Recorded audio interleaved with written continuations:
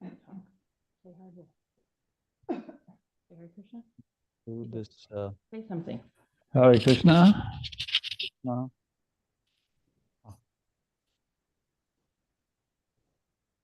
Can they hear you? I can hear them, but I don't think they can hear me. We can hear you, Prabhu. Oh, you can? Yeah, Yes, it was Sambar muted. Pranam. It was just muted. This Okay. here, see this says audio? Yes, It was Prabhu. muted. Okay, Hare Krishna. Thank you very much for No. Obeisances, Haribol. obeisances to all the Vaishnavas there. So there are Ramananda Prabhu is there, your favorite devotee, and Bharat Prabhu is in Germany, and of course your son is here, and uh, there is Bhagat Singh. I mean, his name is Bhishma Dev. He's very nice devotee. He's in India, real Rajput Kshatriya guy. Very, very nice devotee. And there is Pradyumna Prabhu. He's in India and is very philosophically inclined, very good devotee. And I'm sure more are going to join. So, Prabhu, so yesterday, like last week, what you the presentation that you gave, what I learned from it the most was the the mood of Hare Krishna, Bhishma Dev Prabhu. Hare Krishna Prabhu. Hare Krishna, Prabhu. Hare Krishna. Hare Krishna.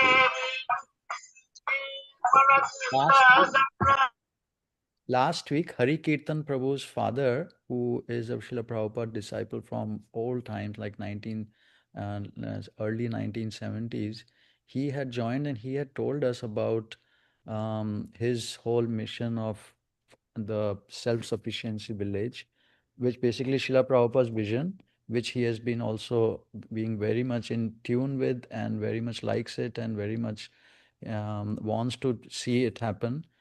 What I learned from that the most was the mood of trying to give up and be self-sufficient and give up material things and be self-sufficient on without this non-dependent on this world. We also heard like challenges. We know practically it's been a big issue among devotees on how to implement it. That's where the whole crux comes, meaning how do we do it? And Prabhu had covered a couple of reasons which he thought, which are, of course, prominent, we also understand. One was not good examples, another was capital, one thing. Devotees don't wanting to go to live in rural areas like that. Prabhu, did I miss any bigger, more challenges?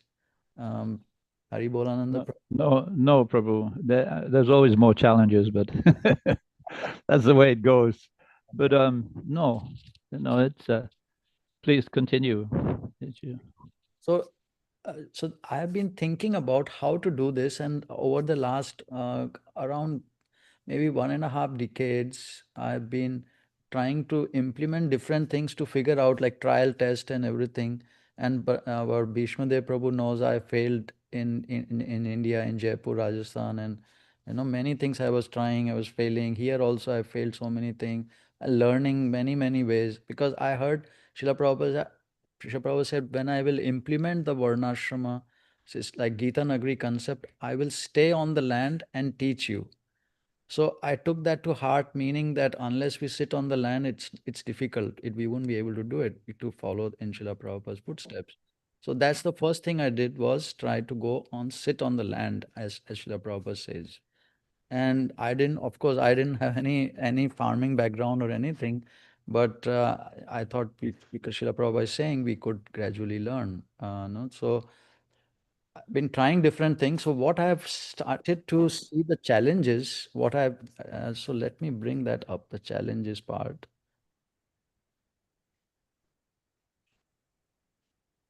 Let me. So the format I'm hoping, if I can present little bit, and I want devotees to really honestly critique it. I really want this criticism, critique, to understand whether my my building blocks of these challenges, and whether it is factually there, it is too much generalization, too less, maybe something else I'm missing. Like everything, I want to like really get devotees' opinion on this matter. So because Srila Prabhupada writes that every endeavor requires land, capital, organization, and labor. Just as in business, one requires a place to stay, some capital to use, some labor, some organization to expand. So the same is required in the service of Krishna. That's in Bhagavad Gita 12:10 in the purport. So from that, I was thinking, okay, land I need first. So of course, I wanted to get a land. I got land here, there, and in US too, same thing, trying to get land. And now we have some farmlands and everything. So by trying to figure out the land and then the infrastructure on the land, and like now this machinery I'm talking about is initial machinery for, I don't know how it happened like that. So initial machinery, it's because right now it is just too expensive to hire people, meaning even if it's in a let's say we go 200 miles from some place which don't have many regulations, building issues, zoning issues also. We buy a large amount of land, but there are labor laws, federal laws are there, labor laws. So either we put in all the effort to by hand to do it and everything, which is going to be like, I don't know how we get hundreds of people to do it. Otherwise, we need machinery, and machinery costs even to buy or to maintain. So like I'm talking about the initial machinery to get the land cleared and buildings done, and those that kind of machinery.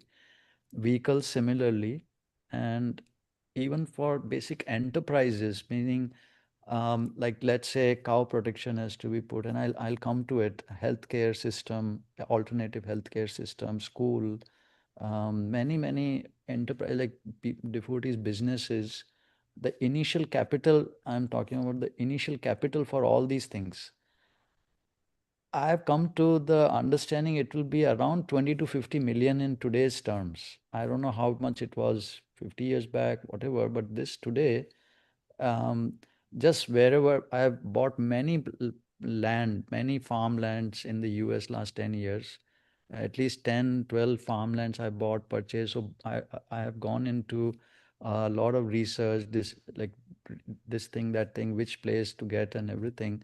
And land and then the infrastructure development, machinery, this is my budget. Like if we are doing near the city, like our budget here in New York is around $50 million because it's near the city, the land is expensive and people are, so everything is more expensive. But even in rural area, it may be around that. Now, just on the capital part, yes, please, Bharat Prabhu. Hare Krishna. Hare I'm wondering, what is the scope here? Is that for one project, for one farm, for self-sufficient little village, or like One small rural area village. Okay. In the US terms. Okay, I don't know the European thing and the whole system, I don't know, but in US, this is how much cost it is. What I have been finding. Now, please, I would love to hear devotees who have bought land and tried to do this, and if they have had any other experience.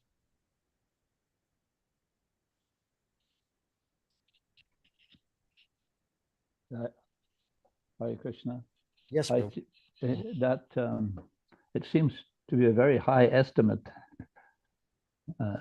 even for the U.S. 50 million. I mean, if you have, again, like we talked about last week, if you have the devotees who are cooperating together and on the land, and understanding the situation and are motivated, then I believe it can be done for a lot less than that. What does anybody else think in the group there? You think, what do you think about that I'd like estimate, to- Prabhu?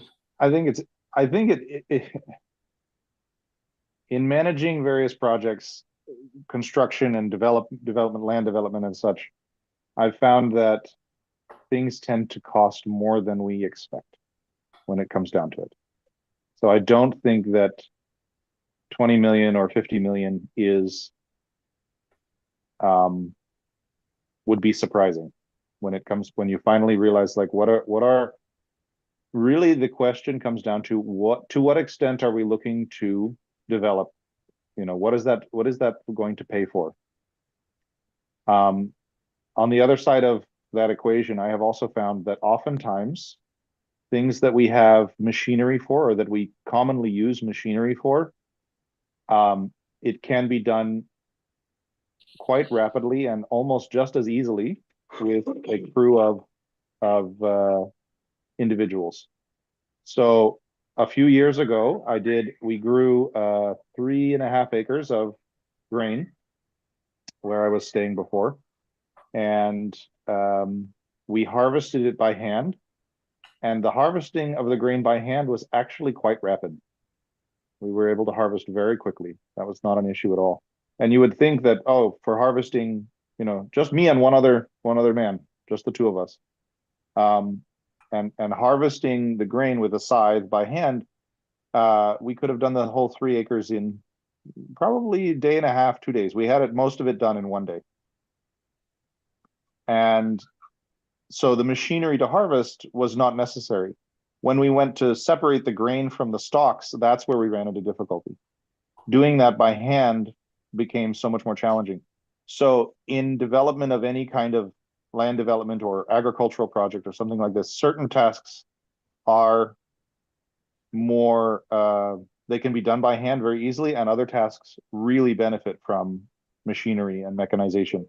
So I think that understanding exactly what we're trying to do and what then that can help inform what kind of machinery, what kind of labor, what kind of resources are needed and are necessary, and that can give us a better idea of the cost. I imagine, Nimai Pandit Prabhu, you've gone through this in extensive detail to figure out that budget that you have there, but that's kind of my thoughts on that, is that it can be surprising how much things cost. So, land being the most expensive thing. Anyone else, Prabhus? Hi, Bo. Yes, Prabhu, we can hear you. Can you give us more detail about your vision about what is a village? I mean, villages. What is the size of a village in your estimation? Are you taking it from an example like in rural India, or are you taking it? I mean, even in the United States, there used to have very small villages and small towns, which have been sort of integrated into the bigger picture now, but so many of them. But can you give us a better idea of where you got, and where would you be looking for? Like last week, I mentioned about this technology called intermediate technology, like Harikirtan was just saying. I mean, in the beginning, Srila Prabhupada's vision was an ideal vision, but he also allowed, he didn't prevent devotees from using some type of mechanization in the beginning to get things rolling. Yes. But yeah, can you give us a better idea of that? Wonderful query. This is exactly what I want to make me think more. Great. So how I went to thinking about the rural village is I think about 10, 12 years back, when I was thinking along these lines, I was in India and I was asking the villagers there, what do you feel would be a good starting point for a village? So the older people, I was asking the older village people, and they tried to understand what I'm talking about. Once they understood what I'm saying, like a self-sufficient, not dependent so much on the other than small things or few things we are going and finding, but mostly food and shelter and a lot of cloth also, and the basic things, health and everything. They looked around and said at least 20 families you need to start a village, that kind of a village, which Okay. which makes it something like 100 people or so in Uh-huh. like that.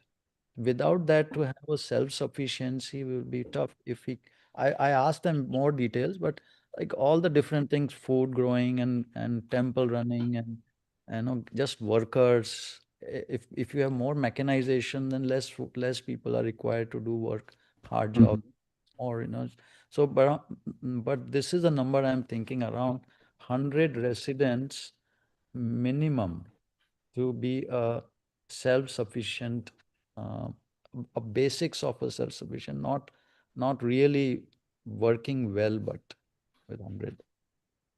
Because Mhm. self-sufficient, a village can function less number, but self-sufficient village needs more. Because one is bartering system needs more people producing crucial things. So then the village economy can kick in. Otherwise, one is always going to be dependent on outside people. And then the self-sufficiency reduces, you know. So that's what I was thinking. Any Mhm. thoughts on this from any devotee? Uh-huh. Bhishma Dev Prabhu, you have anything to contribute? You have done so much work on this thing. He has been. I just want to give a little introduction. Bhagat Singh is his not karmi name, like a legal name, but he has been initiated as Bhishma Dev, and wonderful devotee. He has. He's been inspired, and Srila Prabhupada like kind of instructed him to work on Varnasrama system when I think he was in college, huh? You were? And then he has been since he joined a tech company, and then he left the tech company, and then almost last, I think, 10 years, he is just focused on learning how to implement Srila Prabhupada's vision, especially like he focused on cows first, and of course everything else too. And he is from he was born and brought up in a village atmosphere. He's from a Rajput family. He's like in blood it is there as a Kshatriya. So please, would you have anything to say of the minimum numbers? What do you feel with your experience and understanding in residents of a village? How big a village we are talking about? Yes, Fuji. Actually, there are different trades. Actually, a village was divided into, like, there will be men who will be doing the pottery work. There will be people who will be doing the tools. Um, there are people who are responsible for growing crops. Then there are people who are responsible for this temple activities and teaching. And there are in the joint family structure, there are the elder ones, where elder ones are of very much important. Nowadays, what happens as people become old in cities, they are separated or to old age home. In the village, the kids get time with the old people. So this would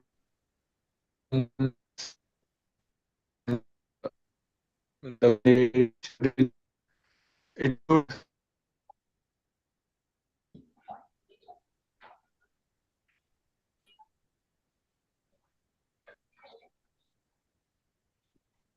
Yeah, he's having difficulty with the internet connection.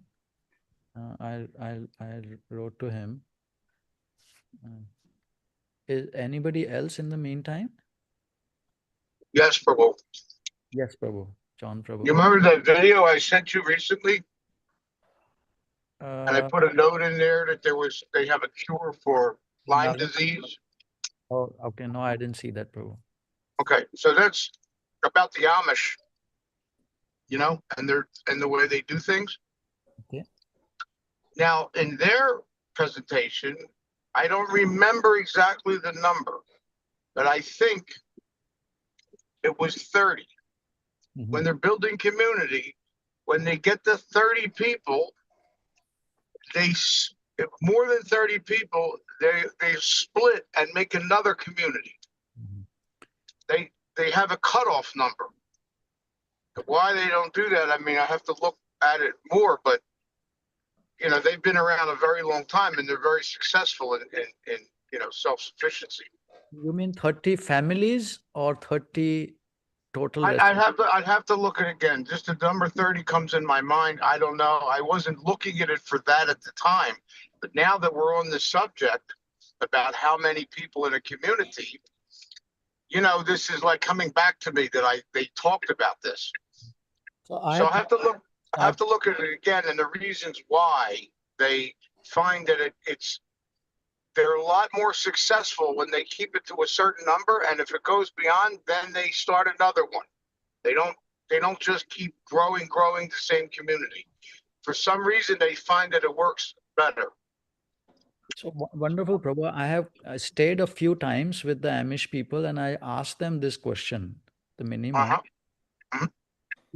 as I understand, it's like 20 to 30 families, same numbers which the Indian Yeah. village told me. Okay, so you have an idea about this, yeah. Right. Similar, and then they split. And they split according to if somebody wants less of mechanization, a phone in the center of the village, or no phone at all, that kind of different one. Then they gradually, okay, this kind of, we will make another village separately like that. So Yeah, like they mentioned that too. Yeah, yeah. around About 70, 80, 100 people in a community. Bhagat Singh ji, you're back. We can hear you now. Let's see. Sorry, Prabhu. There was some network issue, so Please carry on. it just went off.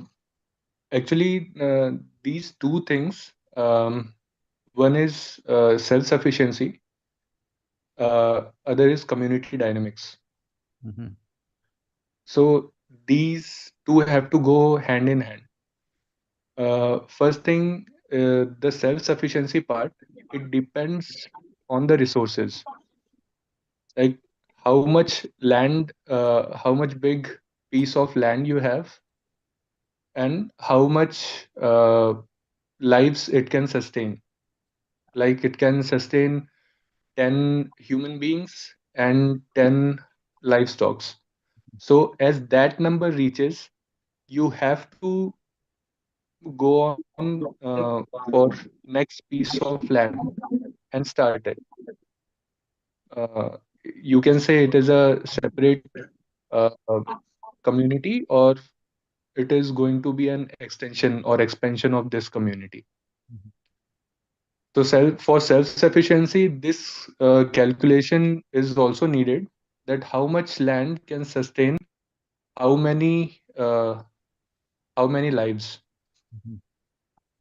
so that when the threshold is about to reach, the community can decide that yes, we have to like move on to such and such place, or we have to expand our area. And like in community dynamics, always there has to be it runs on a family model. Like it has to be an extended family where people have one-to-one touch with each other, that up to 20-30 people or 20-30 families, that is okay. After that, what happens, it becomes start becoming too big. So it somewhere divides into, like in our village it used to be like um, there are different trades, and their living areas are divided according to that. Mhm. So in one portion there will be people who are uh, like blacksmith, uh, if you have to get some job done there, then you have to go in that section. And that community has like for blacksmith there are 5, 6, 7 families, and then there are people who are doing pottery work. There are people who are experts in horticulture. There are people who are experts in doing crops. So like this, and they had this family tradition going on, and this education was passed on in their family. So they were sort of experts in their own trade. Uh, and our village, which is uh, around I would say 1,000 acres of land.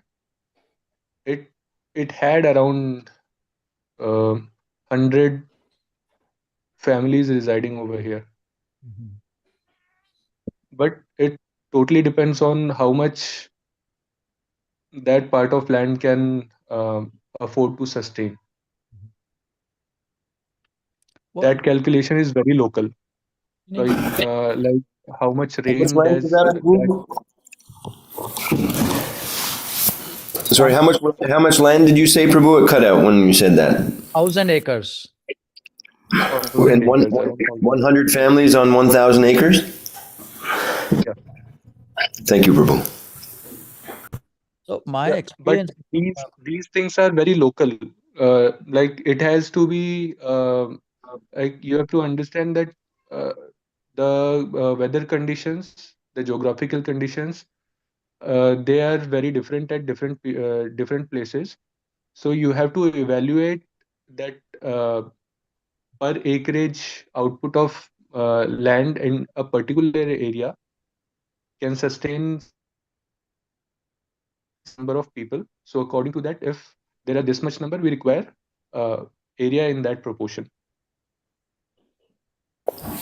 And Prabhu, in that scenario, is the land considered prime fertile land, or is it somewhat marginal?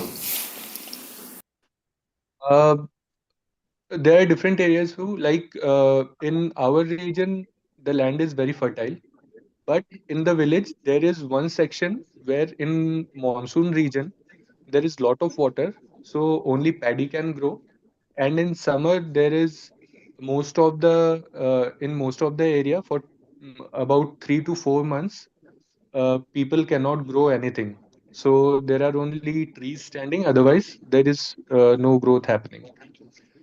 If you go to South India, in monsoon season, there will be only paddy growing, and there is sort of since November to April, there is dry season where they will do all sort of vegetables and everything.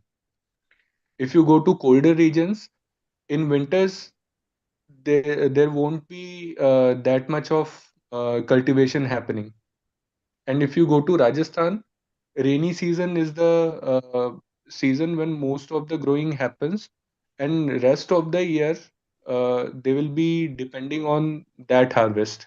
In some regions and some regions, there will be some winter crop also, little bit. So area required in desert sections like in Rajasthan and everywhere, land required for sustaining, like I calculated for cows actually. So in Jaipur region particularly, for sustaining one cow for a year, 6 acres land was required because the rain was for a very short time, and irrigation was not for particular scenario. In our village, the land sustained on 2 acres for whole year. So here the land requirement reduces. So it depends on fertility, availability of irrigation, quality of land, and weather also. Here in And East like Coast, we can discuss more on that, all the calculation parts in here on the East Coast, we need 2 acres ISO. cow, and in Florida, it's about 1.5 acres per cow for the whole year. And as far as the vegetables, no, we have been growing around like 2 acres of land, 50 families. It's like a lot. Vegetables come out a lot from every acre. 2, 3 acres is enough for 50 families. I mean, too much already. And about for the grains, of course, it is more, but still it is not like huge amount of land is required for grains. The thing is why we require more land is to trade. Otherwise, how will the income come? Like so many other bartering, even if it's for barter from outside, you need income, no? So you need grains, a lot more land to sustain the families, apart from their basic necessities, other Yeah, than just subsistence farm. Otherwise, people have to do other work, not based on the land. So these are the. I'm curious, Prabhu, in this village, in your village there, what is the main um, means of subsistence for the families there? Is it primarily agricultural subsistence, or do they all have jobs and occupations? in my village, it's agriculture. Yeah. Now people have started to go out for work, and like every house has only old people sitting here. So earlier it was a better situation. Like all age groups were there in the uh, village, but now people are more attracted towards city life. So all the young people, they have gone out. Nimai, what were you Well, saying about grains? Grains, we need more acreage than where the vegetable acreage. So vegetables Why? because um it just takes more because we eat more grains, I guess. I don't know why. Well, but it depends on how many people you have. It depends on how um, the proximity between the plants, and it depends on if you're using a greenhouse versus not a greenhouse. Greenhouse, you have much more control, and it's much easier to get like a bumper crop. So and also there's the type of grain. Each grain has its own growth factors and ideal conditions. So you can't just do a blanket statement. You have to talk about which kind of plant, what are the growing conditions, what is the climate, what time of year, how is it being farmed, et cetera, et cetera, et cetera. Okay. So, no, that's very good, Mataji, very correct. So is it possible we go to, I mean, what we have been trying to figure out is the cost for the land and the capital costs. So let me bring it there back again. Prabhu, Prabhu, I'd like to follow up on that maybe after the conversation. I don't know if it's possible, to just see how you came up with that number, what it includes. Is it just the land cost? Does it cost is it including certain infrastructures like temple, schools, and all that kind of stuff? How many specific families? Yes. And so on, because it's a very sort of vague concept, and it's hard to critique.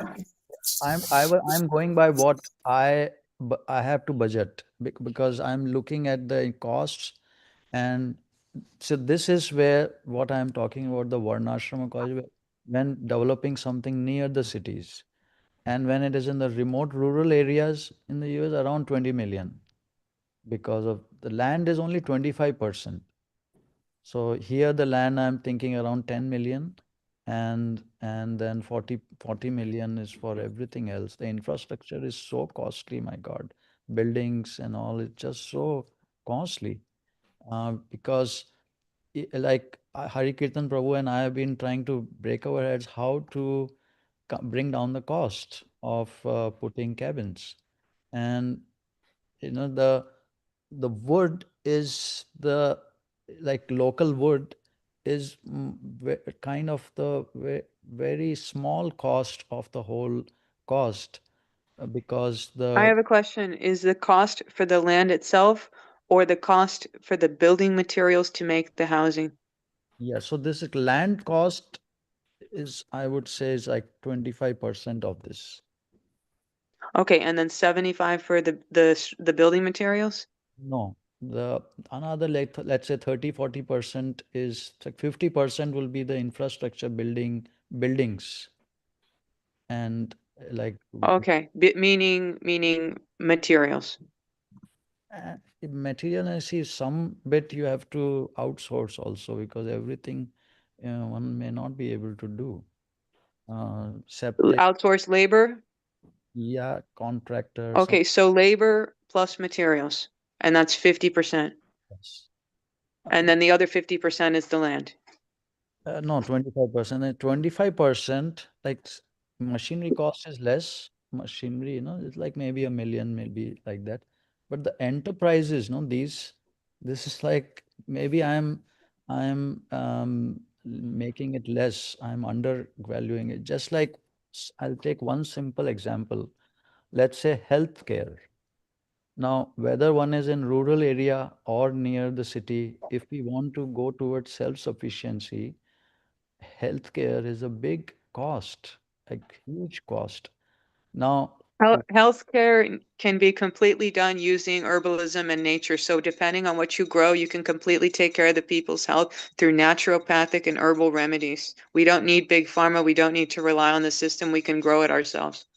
right. So see, so last 17 years I have been working on doing the alternative healthcare system, which can sustain devotees in practical terms, that they don't have to go to hospitals and other things in Good. practical terms. So from that experience, just trying to develop that resources, herbs, the scientifically, okay, this does this much quantity, this will cure this disease, this will prevent this disease. So this whole thing which I have been trying to develop, this farm-based Ayurveda healing collective, it has like so much has gone into this with the land, and like you develop this whole. Are you able to see this thing? What I'm showing on the screen? Yes. So this whole thing is that, and you need to bring so much research work is required, because Ayurveda and all has become static.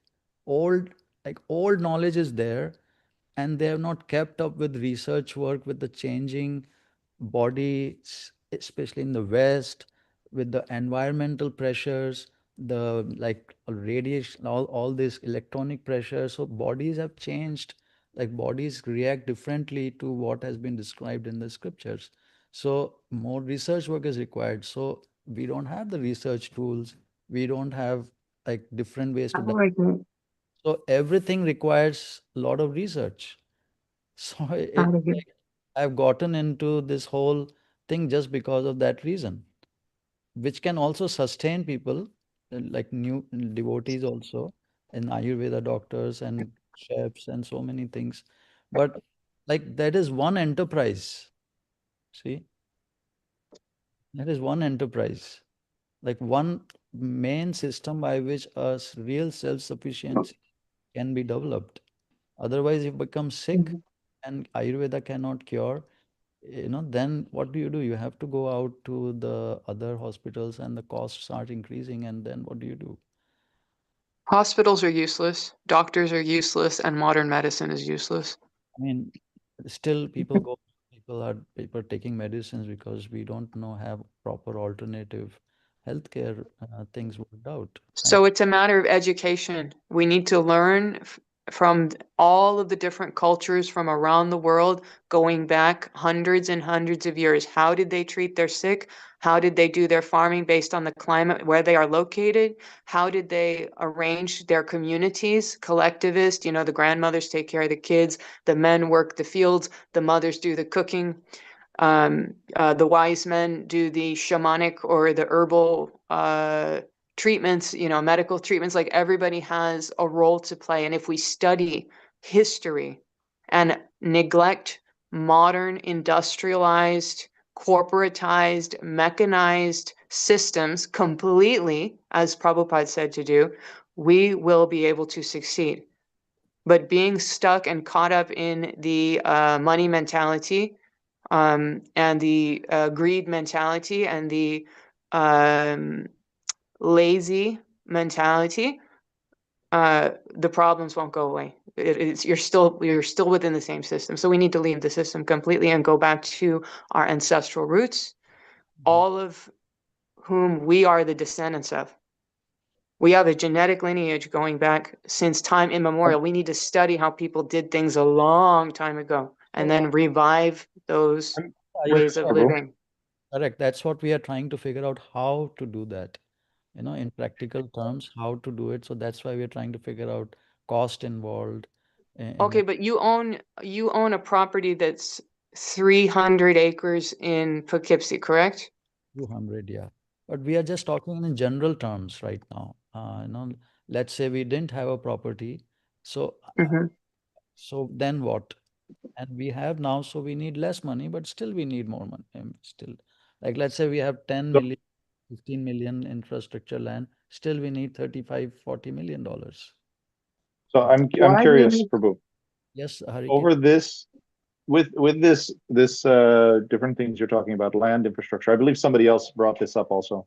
So over what time frame are we looking to develop this village? Because with a contracted time frame, the cost is higher. With an expanded time frame, the cost is lower. Sure. And it's a very very significant difference. So I'm just curious, what would be what's the current idea? How long would the initial infrastructure? How long would we want that to take? And I'm asking everybody. I'm curious what everybody's thoughts on this is how long this would take. So Prabhu, my thinking now, and I would like to hear others, because this is the crux of the whole difference between trying to go full on towards a rural self-sufficiency village, or first go towards the transitional Varnashram college near the city concept, which also Srila Prabhupada kind of instructed to do, to make all the centers into Varnasrama colleges. And that is why because of the timeline, when I understand how so many constituents are required to make a rural village, like we talked, like Bhagat Singh Prabhu, he was talking about pottery and everything. So just look at the amount of number, because all this knowledge is kind of, like Mata is saying, is lost. We have to go back so much, like to develop, like now, because the steel is there and other materials, it is so much easier. But then the steel you cannot really make in the village. Steel requires a different technique, which is done in a factory. Now, if you come back to using pure metals or even a mix of metals, that requires a whole different tools, knowledge, raw material. That is like a whole industry by itself to learn and implement. See, to go in the, like just making shoes itself, shoes, it's a whole different whole different thing. Clothes, like underwear, brush, everything requires a replacement, to become really self-sufficient. Yeah, so we need a leather worker, a leather smith or whatever it's called, somebody that does a cobbler, and his guild, the word guild means specific area of expertise that does production in an in-home. The modern word is business, but in the ancient medieval times, there were cobblers, so they would make shoes from leather. And when people's shoes got holes in them, they would bring the shoes to the cobbler. He would repair the shoes. So that was his guild. So then another person's guild was metalworking. And has subdivisions, people who do the mining, they get the metals out of the mountains, and underground and stuff like that. And then there's the people who melt it down, whatever. And then there's the people who form it into usable items, weapons, cooking pots, scissors, needles for sewing, etc. So if each family within a community has their own individual guild, then their level of energy, time input, and expertise will be the time input and the time input will be not so much, meaning they will have free time because they are good at what they do and they're the only ones doing it. And two, sorry, I'm losing my train of thought.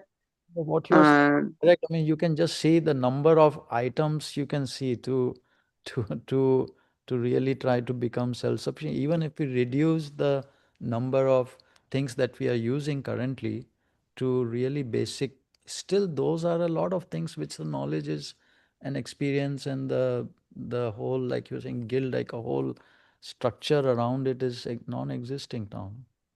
Yes, because of a conscientious agenda to have people completely ignorant and completely disconnected from our traditions, our history, and our natural instincts and common sense. So we need to educate ourselves. So Varnashram school or education is very useful. What is Varnashram? It's more than just 4 Varnas and 4 ashramas. It is the complete universal system of knowledge on every level, which is medical care, agriculture, spirituality, familial and social knowledge, and that's pretty much covers all of it. Covers the bases. So it's and then of course there's men, women, children. And then there's animals and our relationship to animals. How do we take care of them? How do we employ them? Like, for example, having outdoor dogs and cats is extremely useful and helpful for humans. Dogs protect your property from invaders, and they will kill if somebody tries to invade. Instantly, they will protect. Cats will get rid of vermin. So Mother Nature, let me finish. Mother Nature has provided all of the tools that we need to create a thriving organization of like-minded cooperative people and families. Thank you. Very good. Very well said, Mata. And how to develop it is what, what do we do? Like timeline wise, I don't know how else to develop it other than trying to develop the basic constituents, knowledge, infrastructure, people used to it, and Why do you keep saying we need money, we need money, we need money? You have a big, humongous piece of land, and if that land does not have sufficient trees growing on it, you can sell it and get a different piece of land that has lots of trees growing on it, cut down the trees that are in excess and use them to build your housing structures, and you will then preclude the cost of building materials, which you said is approximately 25% of your cost. So what is the problem? Why do you need so much money? Oh, good. Okay, good. So let me go deeper into it. The 50% infrastructure cost, out of that, around 10 to 15%, Hari Kirtan Prabhu, please correct me if I'm wrong. 10 to 15% is the basic, the wood, the more costs is in the terms of fittings, let's say piping, electricity, Okay, and plumbing, electricity. Okay, yes. Okay, I agree. Yeah. However, for electrical, there is solar energy, which modern people, have invented, and that I don't totally reject everything from modern society. For example, cars, internet, cell phones, computers, and solar systems. That is useful. So we could go off grid by having a comprehensive solar paneling grid, or I'm not grid, system on the top of the building. so then it begs the question: are devotees? Of course, solar panel also is then another huge cost, no? And then every 10 years, 15 years, then you have to replace it. And It's true, but you know, Nikola Tesla, they murdered him over this. He figured out how to create free energy. So if I am sure that Lord Krishna reveals things at the time that they are ready to be revealed. I have no doubt that somewhere in this world, somebody knows or has the intelligence to tap into his same consciousness and isolate, harness, and utilize energy, either from the sun or from hydroelectric or from photosynthesis using plants. I'm sure there is some way that we can get free, unlimited energy. I have no doubt. Everything is energy. Prabhu, you have something to say? Krishna, thank you. Prabhu? Interesting. Foundational. Huh? Foundational. Cannot hear So I'm you. wondering what's the purpose for. You can hear me? Now we can, yes. Yes, we can hear you, Prabhu. Okay. Yeah, I'm wondering what's the purpose of our call now. I I did hear from Ramananda that that there's That's my a son's need- name. a My need son is to- Raya Ramananda. Wonderful. Yes, he is the most Okay. beautiful boy. Anyway, sorry to interrupt. Go ahead. Okay. Well, yeah, the question coming up is here, yeah, what is the timeline, or what is the scope of plan. self-sufficiency, or what is the grade of self-sufficiency? And I think we can discuss in length about it. And as it is not specific, it's very hard. I think this Okay, is the I same have an answer mechanics for you. like in a business case. If we have one case, if we have a scenario, then we can discuss it and we can come up with the numbers and what is the basis of estimates, and what's the actual estimation? What's the range of estimation? I see. So what are you thinking? I don't fully understand what are your, like, why we are having this discussion, or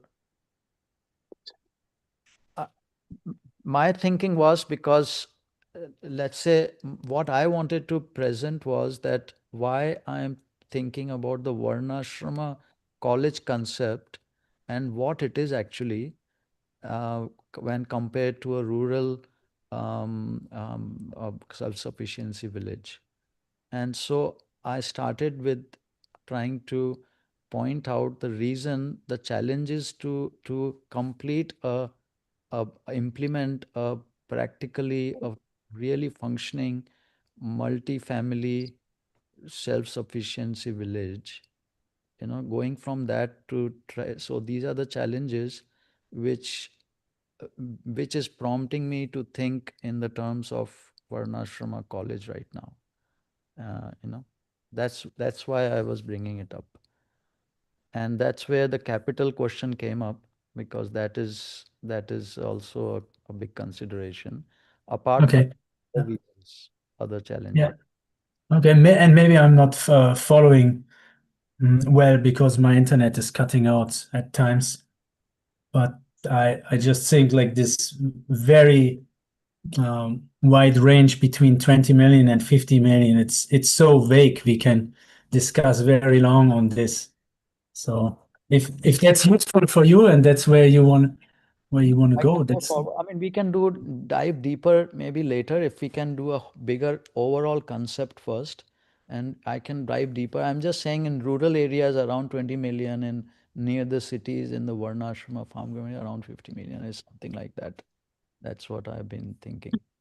You know, because land cost and even labor, everything will reduce so much in rural areas. So, what, Nimai Pandit, what is the size of the land you want to get, and how many people on it, Yeah, exactly. and That is where, what I'm saying. and what kind of what will be on the land? Do you want trees, river, near the ocean, in the mountains? Like, what are you thinking? Well, we were just discussing before. Haribalananda Prabhu was exactly asking this question, and we went through it. We came to the understanding it may be around 100 residents for a self-sufficient village. And it does Yeah. not matter where exactly, because everywhere you could make, and we would need to make everywhere. So, and the land size will depend upon Bhagat Singh. He was talking about land size depend on the weather, the climate. Cows need, and cows hay maybe for a desert or a snowy place will require more land compared Yeah. to Florida or some other. So like that, there are different variations of the cost of the land and everything. Okay, but we need a prototype to begin with. And if you just have unknown, unknown, unknown, unknown, then we will make zero progress. First, you need to come up with a vision of what you want and say, come up with a list. This, what we need and what we don't need. And then separate what we don't need and focus on what we do need. And then come up with a plan and execute the plan. Otherwise, it's simply going in circles and circles and circles, wasting time, wasting energy, and it's useless, you know. Like we need a vision. When Prabhupada came to United States, he had a mastermind vision that worked within 1 year. That's 12 months. He executed in 12 months his master plan. So we need to come up with our master plan and then execute it. Thank you. That means being what I'm trying specific.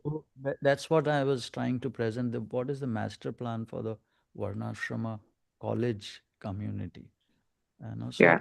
so we're starting with the budget, but point was that to come to this. Okay, anyway, we went. So how do we, even for a rural area or rural village community or any self-sufficiency, one big My challenge. camera's. After the mute. Can you turn it back? Was how do we get prospective residents? Let's say 20 families. We need to get 20 like functioning, like productive, mature families is what would, you know, at least the leaders and like that, they need to be there. Otherwise, how do you make? And where like what Haribolananda Prabhu last week was pointing out, many of the devotees, they don't want to live in more austerely, give up material things, move rural village and other things because it's just hard, or whatever the reason they are not trying to do it. So how do we get those people? You know, like there It's has called advertising. Facebook, Instagram, internet. You do research, you find people that have high reputations who are interested in global change and interested in closing down the multinational systems which are destroying the world and destroying human society, who do not agree with the cultural messaging that is being programmed by the leading so-called entertainers, the leading so-called educational institutions, the leading so-called what's the word? Destructive industrialized technologies that's why that are depleting soil, mass manufacturing, useless products that have no actual quality. You know, it's all about quality. We need to be level 15 out of 10 in terms of land quality, organic fruit and vegetable quality, clothing quality, shoe quality, culture quality, farming technique quality, the way we treat our animals, the way we treat our children, the way we treat our spouses, the way we treat God and Goddess, the way we do business and do transactions, trade and barter has to be first class. Prabhupada had a gradation system, but first to 10th, he would say, oh, this is first class, second class, third class. we have So if limited everything is time. first class, then Yeah. other first class people who might not know about Krishna consciousness or the Vedic culture, they might not have a clue, but they still have indigenous knowledge and or are good and decent people, they will say, yes, I'm interested. Please tell me more. What are your expectations? What do you guys need? How can I contribute? And if we find people with skills and knowledge, almost done, I'm almost finished. Yeah, People listen. with skills and knowledge, then we can make a powerful, effective, sustainable, long-lasting community. Okay, I'm done.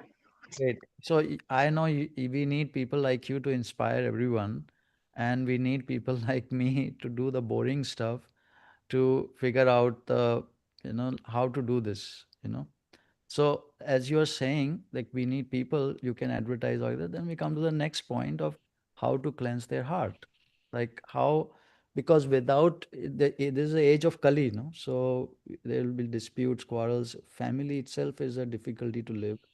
And And minimizing money, by the way. Money destroys people's decency. Having money.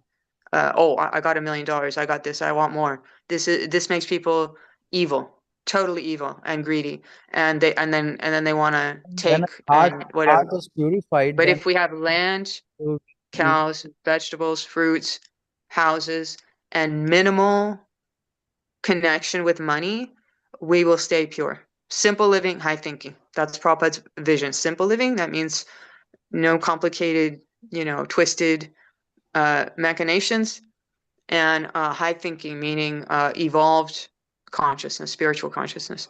I know, Mata, we have to go a little bit faster, huh? Because Okay, many of go. you are saying we devotees know many of these things, so that's why we want to go faster. Okay. These things. So, like clearing of the heart, without that, it is not possible. So, how will that happen? If one goes to the first, before, like pre-farm community, we need purified devotees, and ongoing also. It's not like one time we do and then we can't. So, how the Sankirtan is the best method, and how will the Sankirtan be incorporated in the whole thing? Right now, it's a difficulty. How do we get people, the core leaders? That's like a Goal leaders core leaders. Anyone else is there, Mata? Is it possible other devotees can also contribute in this? here, right here. Yeah. Yeah. Like other devotees. Soma, You mean, come. you, you mean on your forum, Prabhu?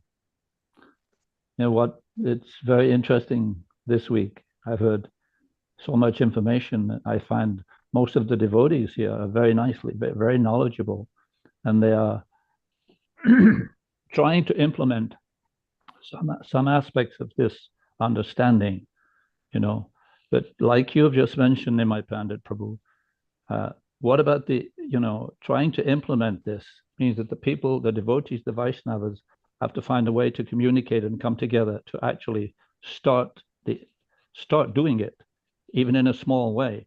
And when you begin, then we will understand everything so much better, what is capable, what is not capable. Otherwise, we have this tendency, everybody is giving different understandings about the knowledge. The knowledge is out there, actually. It's out there.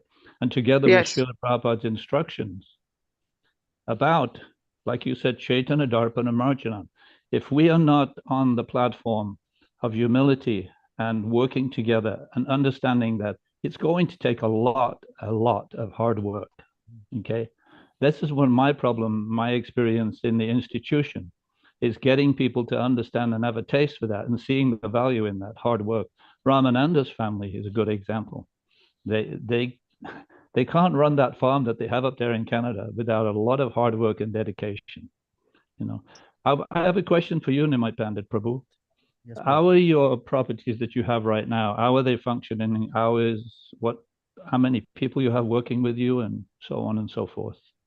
So this is exactly the issue. So anyway, let me come to that. So in New York, we have this farm where Rupa Manjari Mataji and her husband had come to. So it is a skeleton crew right now, and like 1, 2, 3, 4, 5 devotees, 5 people total. And in Florida, only 2 people. And I can talk to you a lot about what many devotees have come through and left different. Because there's no housing. There's no housing, and without housing, it's impossible. So in the old days of the Puritans and the Shakers, when a new couple would get married and leave the family, the parents' home, they would do what is called a barn raising. And all of the people in the group would come, cut down the trees, and pitch in for like, I don't know, 1 or 2 weeks and build a house for them. Same with quilting. Right, In so the cold same- winters, they needed warm blankets. on this. All the women would make a Excuse big me. quilt. And then each family had a big warm quilt. So communities coming together can take care of the needs of the whole by working together. Hari Kirtan, Me, my friend, I wanted. yes, No, I please. just wanted to hear what you were saying. I wanted to hear the rest of that. I was Yeah, curious what you were saying about your project. about the About you said you had a skeleton crew. I missed some. There was some noise going on Yes. here on this, and my Oh, son okay. is talking. I was just talking about skeleton crew, and Martha talking about housing is not there. Of course, there are many other issues too, and I can go later on in deeper into it. But just on the housing part, even to do the barn raising, where are those devotees? I mean, you have to. That's where talking about the money required, capital required, and also sankirtan. So much sankirtan and like preaching activities we require so that people come in, they get trained, they start thinking, and then gradually the people form. I mean, preaching is the whole core, no? Without that, if we just keep doing, I mean, how do you get to the stage of having people come in and do to rural self-sufficiency?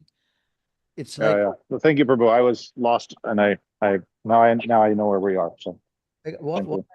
when Srila Prabhupada was talking about, Hariparan Prabhu, please correct me if I'm wrong on this, because this is a crucial assumption that I'm making to go towards the Varnashram college now and the whole Sankirtan aspect and everything, is that when Srila Prabhupada in 60s, 70s, late 60s and 70s, whole time he is talking about self-sufficiency village and how it should be done and why it should be done and the importance of it. So many times he did that and he went to the village. While he was doing that, the it was not like the whole Sankirtan movement was going all around it. New people were coming, new and families were coming who needed to be to function and to live and properly live in a God conscious society.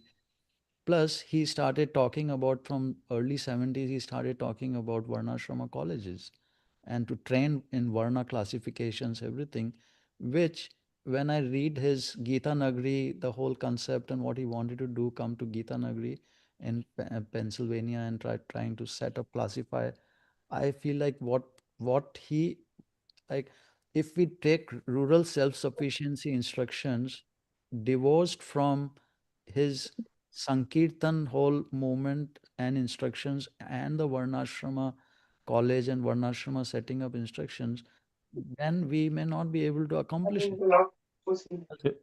He was trying to accomplish it, inspiring devotees and enthusing them to do it while all those things were going on and while he was instructing those other things. But from like 65 until 73, 74, the main function was to distribute the books, mostly Sankirtan, getting the devotees really fixed in their Krishna consciousness. And, because still we were dealing with so many problems. But in 74, he gave that direct instruction. At that point, he was thinking more and more of establishing the rural communities, the farms, and so on, which obviously later on he expressed his desire to reestablish the Varnasrama system. But when you were speaking about it, what aspect were you of that? Sorry, Please carry on, Prabhu. what you just described to me. What can you repeat it just a little bit again? I didn't quite catch everything. What I was saying is that when Srila Prabhupada is instructing doing the rural communities self-sufficiency, he was the whole environment in which he was saying was that Sankirtan was going on full on.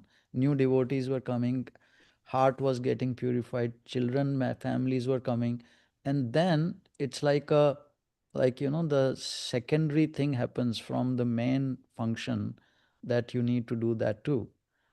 And then to implement that, he was telling about Varnasrama college to train people to be able to do that. Now, without those two things right now, real hard Sankirtan, deep Sankirtan going on, new people coming like a lot, and also heart getting purified, and also the Varnashrama instructions being, then how do you get to the rural self-sufficiency village?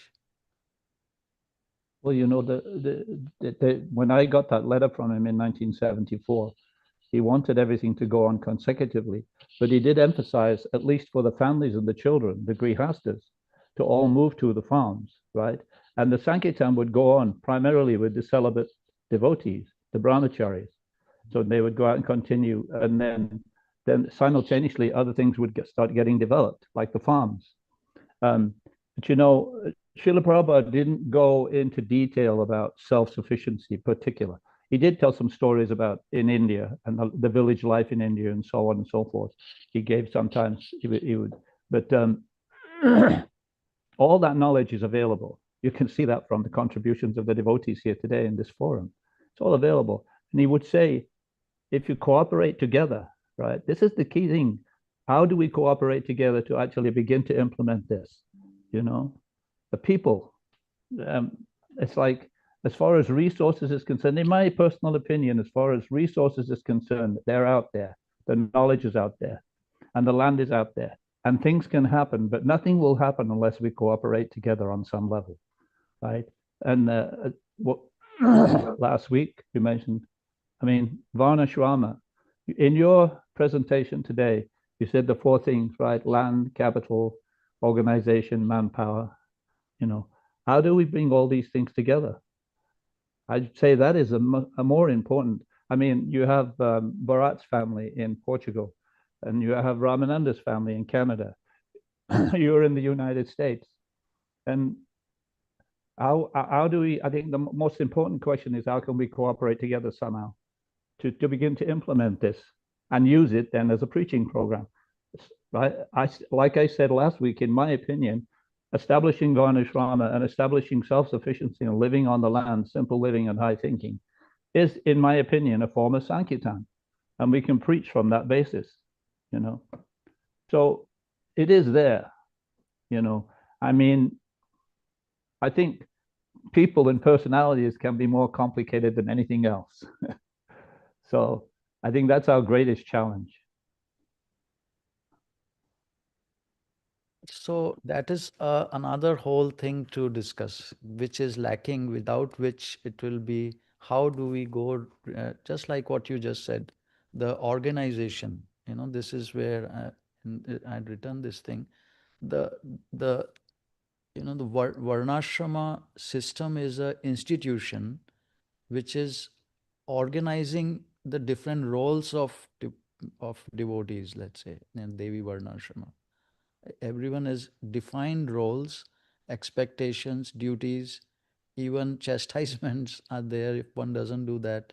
So that, and peer pressure, and there's a whole culturally set up inside the samskara mind of people, that this is how it is. You know, like Krishna, Arjuna is talking about, the if I kill all these elders, then what will happen to Jati Dharma and Kula Dharma? So Jati Dharma and Kula Dharma, they are like the samskara set up on, in terms of uh, deeper sub varnas. You know, like all these, without that, we just land up in a community, or even let's say, hypothetically, Ramananda Prabhu family, Bharat family, they all move here to New York. What will they do? Like, they'll be without knowing exactly, not just knowing, but it is like a whole, like, set up, these are my roles, this is my expectations, based on what Krishna is saying in Bhagavad Gita, this is in this role, these are your duties, and then imbibing them, and then that forms like a like a person, no, like in a psychological map, this is what I am in this function. And then there are rules inside it. Like what does one do as a, let's say, Kshatriya? What are his expectations, duties, consciousness? It all has to evolve, no? And I don't understand how it can function without first theoretically we define it, and then people start imbibing it and discussing, and like we are doing now, more and more we discuss, and then it becomes more and more of a thing that we do daily basis. Otherwise, how will the interactions be peaceful? How will people even want to come, like intelligent devotees like that? How would they want to come inside an association without having this thing worked out before? And the economic arrangements. Sorry, please go on, Prabhu. No, I agree with what you're saying. I think it does very important. You mentioned a moment ago about leadership, right? But you can see what are the projects like I see personally, even in ISKCON, right? They're achieving a certain level, but even though whether one could consider it's blind following, and I don't accept the leadership in ISKCON currently, but they are coming together. They have chosen someone to put their faith in, right? Now, this group here today, as far as I'm concerned, we all have our faith in Srila Prabhupada as our guide and our spiritual master and his books. So, but it's a very delicate question. It's a very delicate subject, about leadership. How do we inspire each other, to find ways? I agree with what you're saying about the Ramananda situation and Bharat coming. No, that it's not practical and not intelligent to expect such things to just happen like that. No, because everyone is an individual and everyone has certain responsibilities in their life currently, and all of us. So, how do we work out these subtle, differences to cooperate to try to further Srila Prabhupada's mission?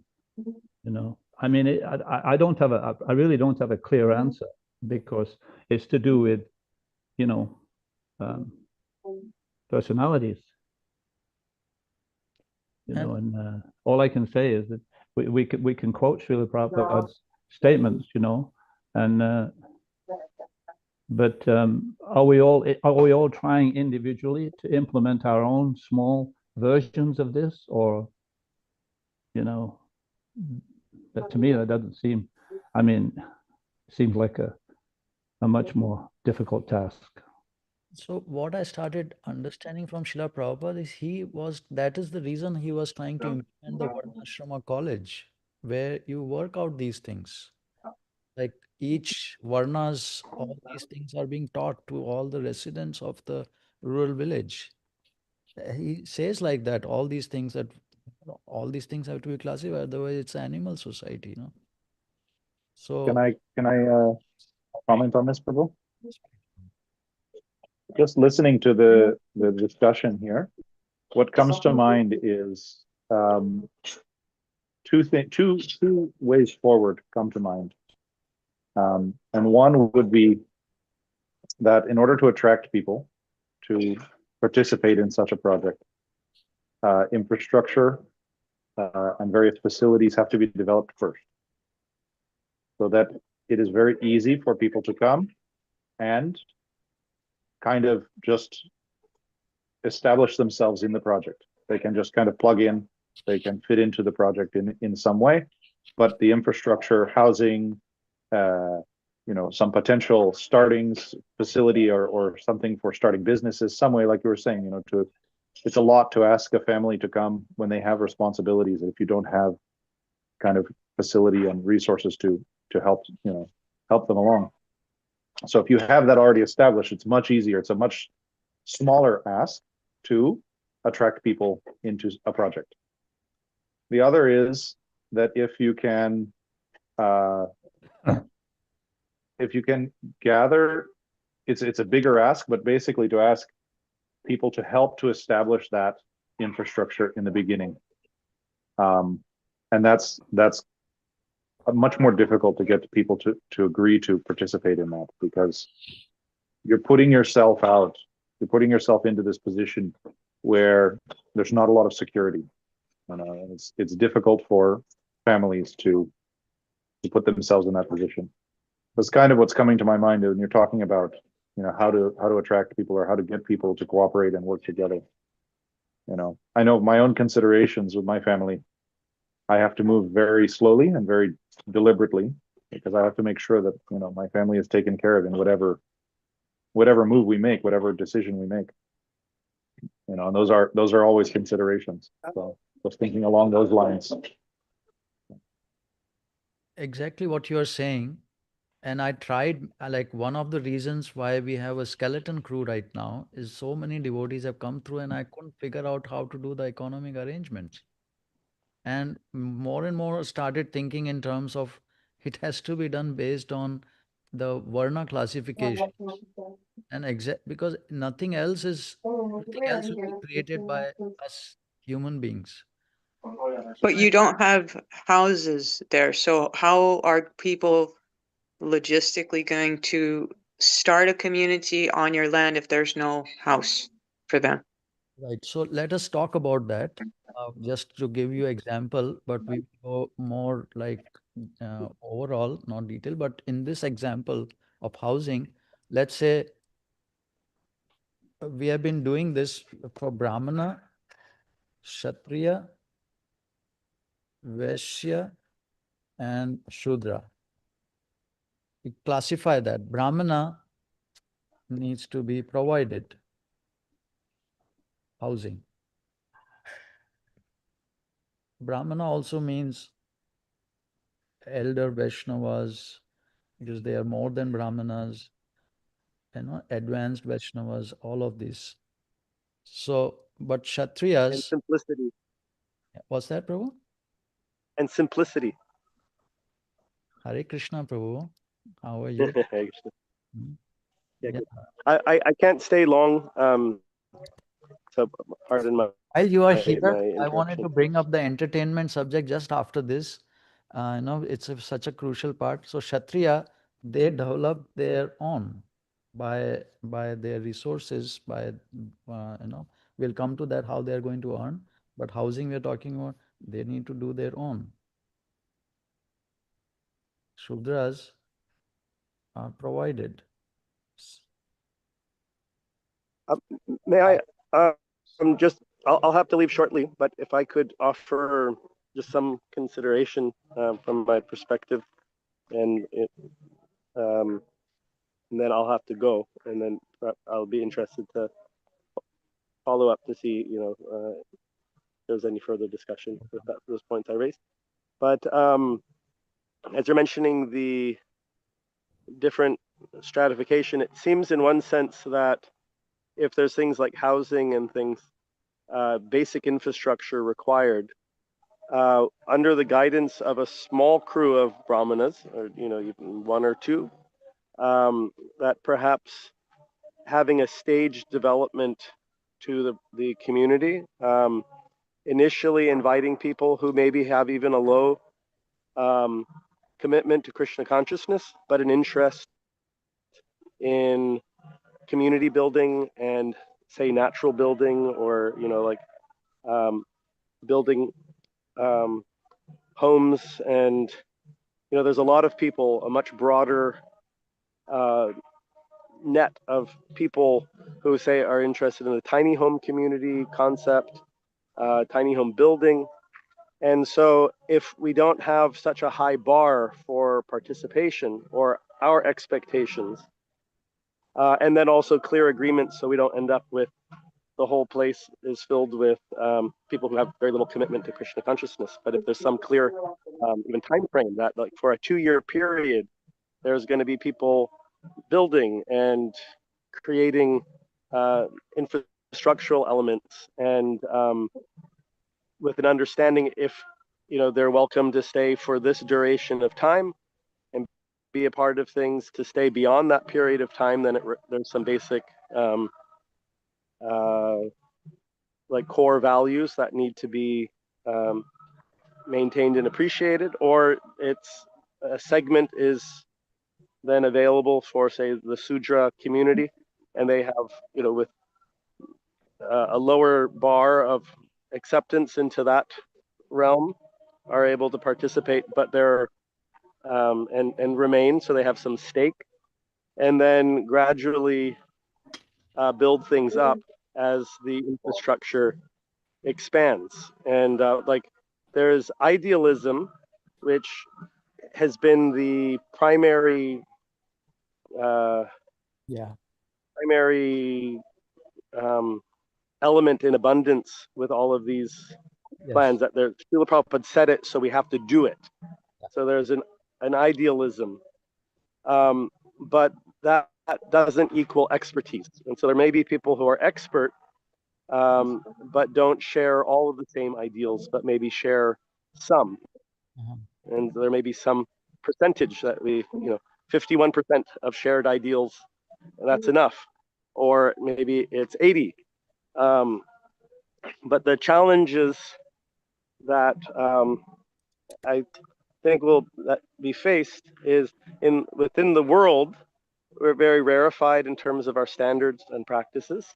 And so a lot of people who are qualified to learn from and participate in very practical matters will get pushed out because of the idealism. And then on the other side, then there's the broader community of ISKCON, where there are many people who would like to participate, but they may have standards, for instance, on how they and maybe have profound love for Srila Prabhupada, but are concerned with hearing Vaishnava Aparad or such a critical thing. And so there may be people not attracted on account of the very specific expression of Krishna consciousness, and who is considered worthy to hear from or not worthy to hear from. Yeah. And so those are a few factors I thought to contribute. Very nice, Prabhu. It's always so nice to hear from you. And it's like I understand when you start speaking, no? And slowly your ideas form even better, and the speaking is your way of you create while speaking, and Yes, gradually you understand my mind. I like your mind because then I know where to keep putting input so that that creative power becomes better and better.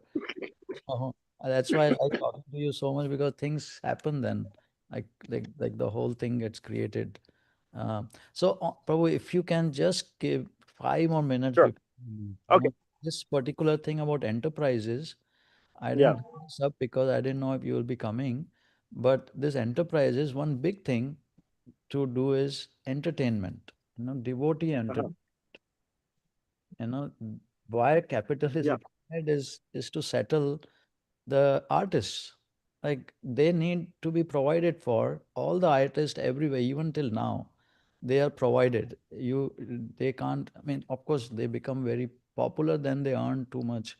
But generally, the arts are always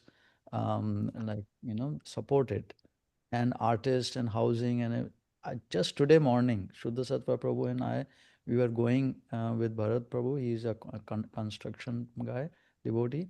We were going through this Dutch barn that we have. We were figuring it out how much it will cost to reconvert it, refurbish it. It's a 200-year-old, very beautiful, but it has to be brought to 21st century.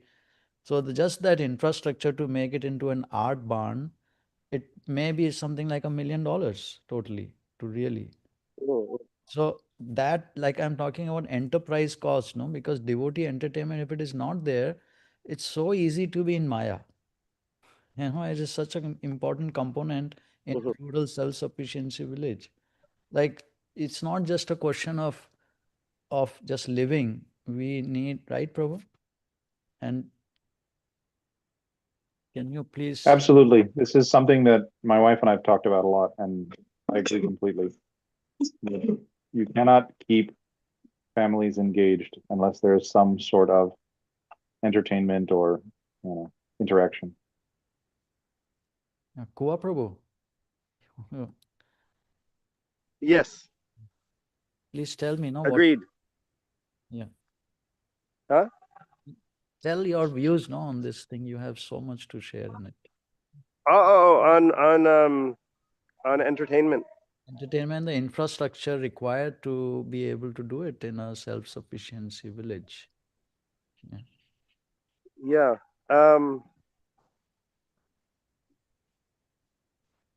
There's always the archetype of the starving artist, and so somewhere to be able to go and engage in one's creative practice and process, and to have an audience. Mhm.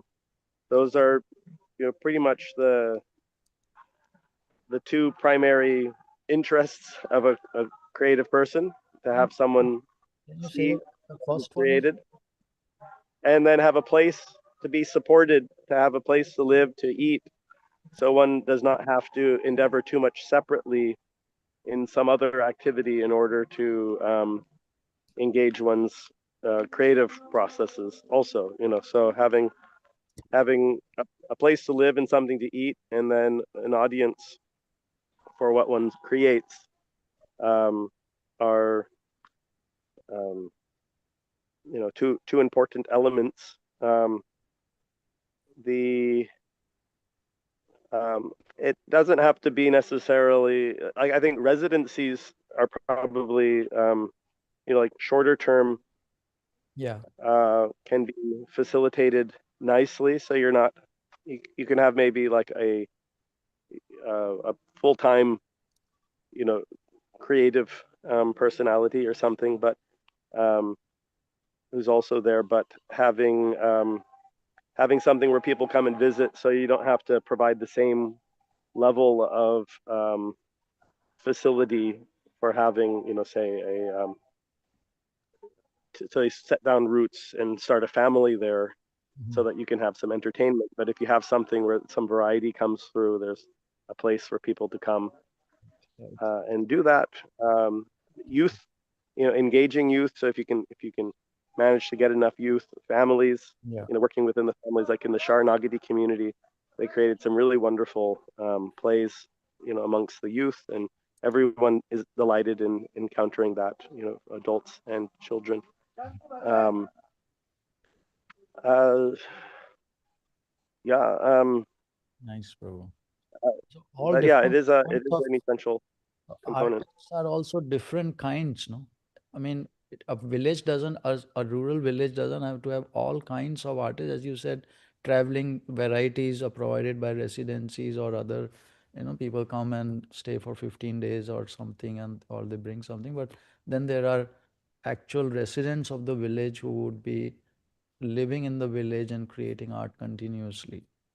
See these, uh, and it can work both ways. So this is how I've been starting to think more and more, of course, because of your, so of course, Srila hearing Srila Prabhupada seeing the village, and your association more and more started. This is a big component part. So the capital will be required for that. And that's what Yeah.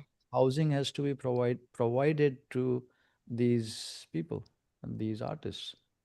And it's not just housing, they need infrastructure to do that too, because in the Western, I mean, in US, because of the cold weather, you need barns and all these to be made, like which has warmth, because otherwise in the nights will be so cold.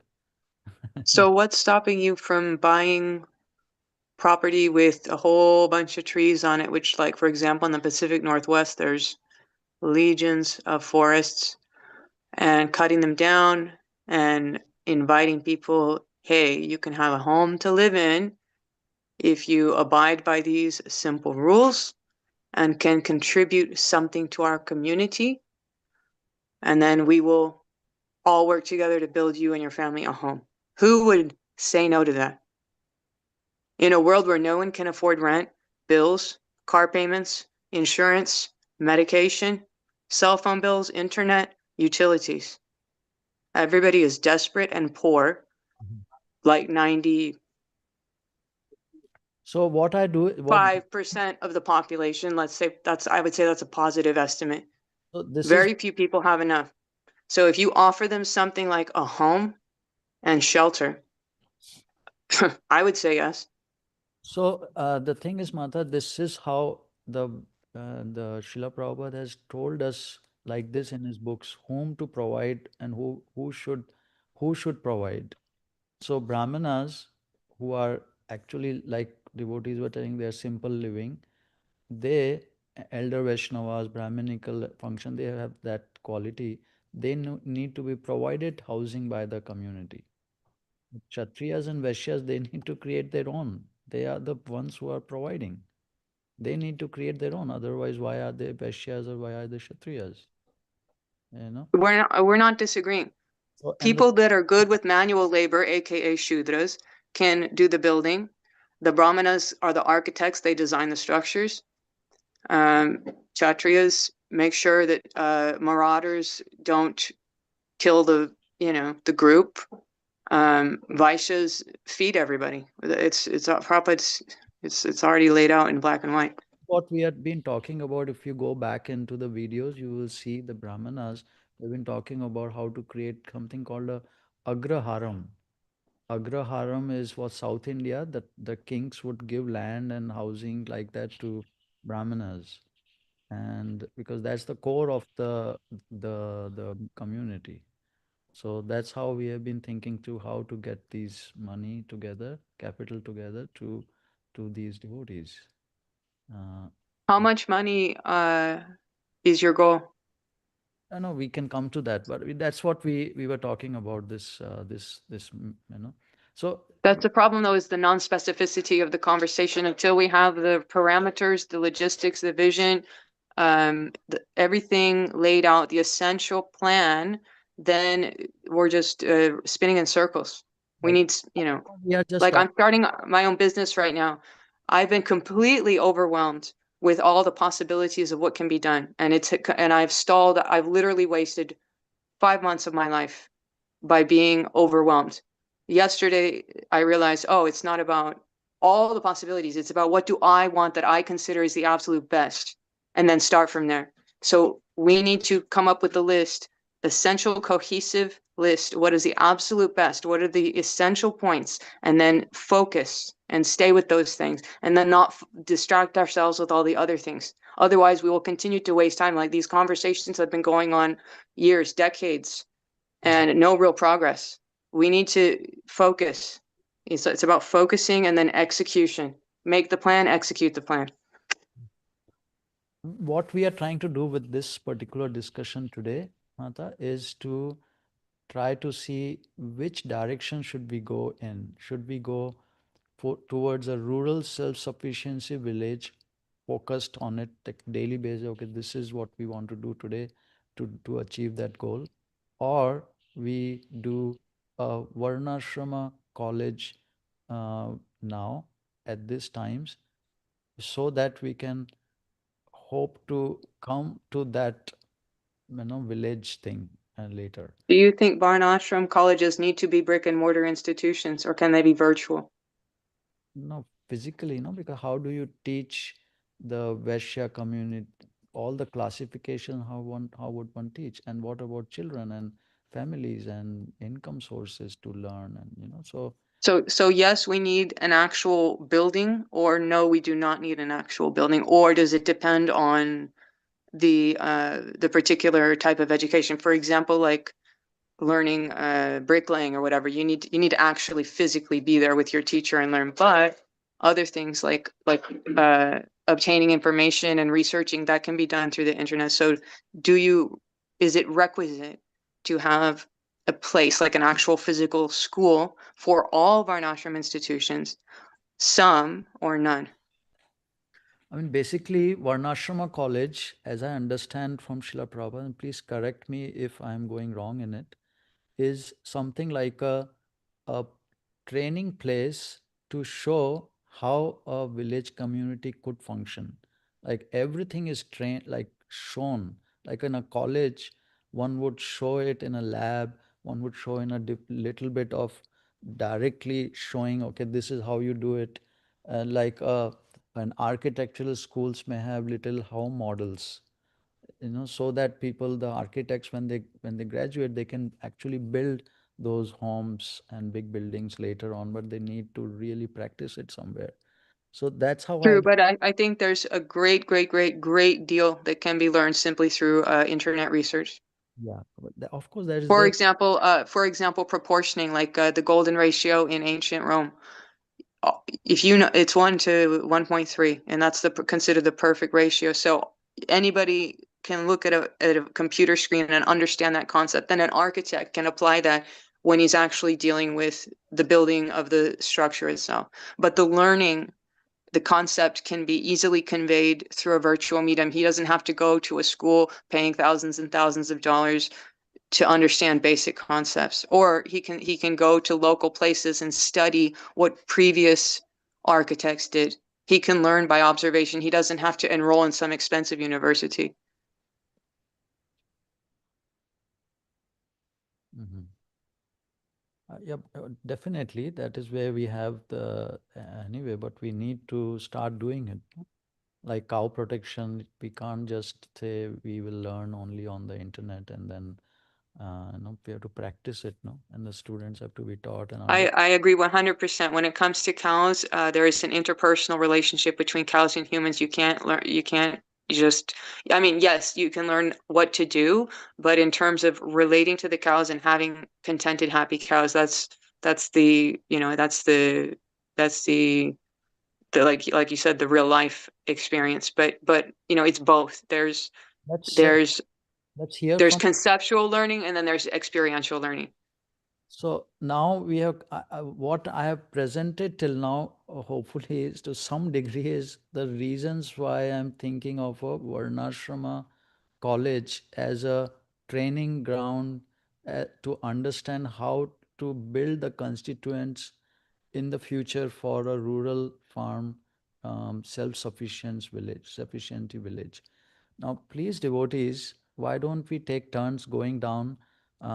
Please tell what till now. What have you been thinking? What do you feel? Different devotees, please. Whoever wants to.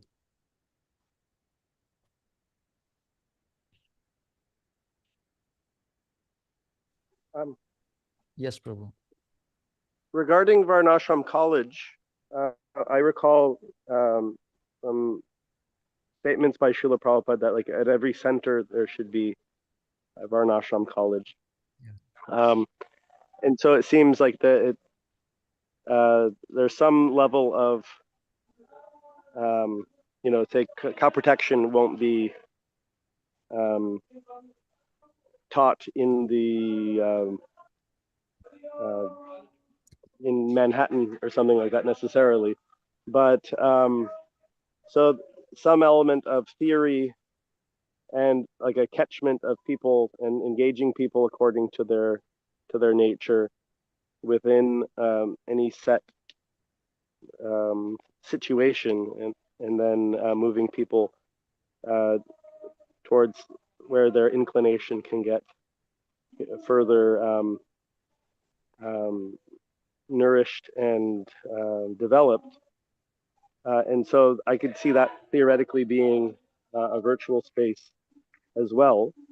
I think in observing Srila Prabhupada's practical example, and also like say what he expressed in the Nectar of Instruction, that based on loving exchanges, he said that even though this movement was started single-handedly, because of this give and take policy, it is now expanded all over the world, and the intelligentsia of all countries are taking interest in this, and whatever we are able to offer to our patrons in the form of prasad and books, the people are receiving, and then later he describes that the holy names are the greatest charity.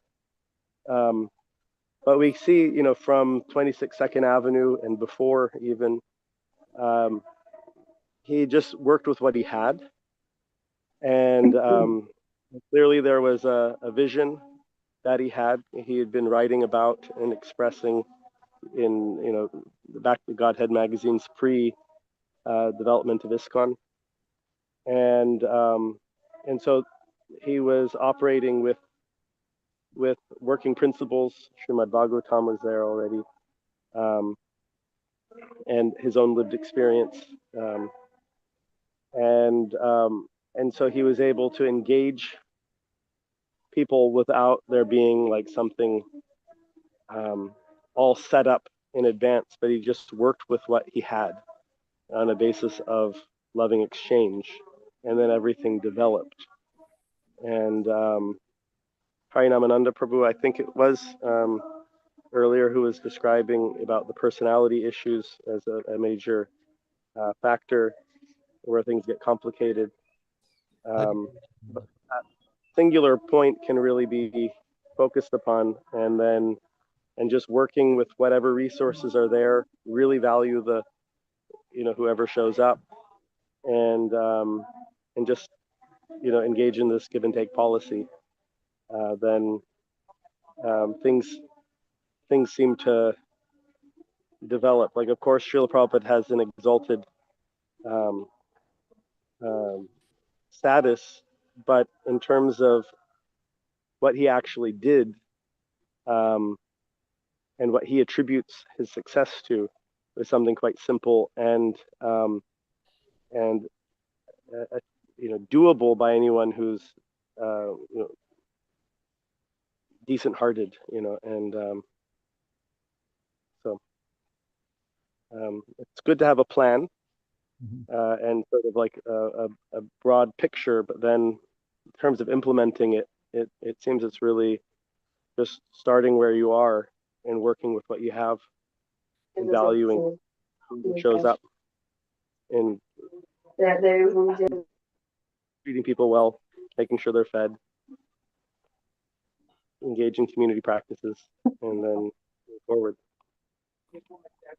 This well said, Prabhu. This when you're talking about there's a crucial concept. When Srila Prabhu talks about converting all our centers into Varnasrama college, I started thinking around it. Why is he saying behind it?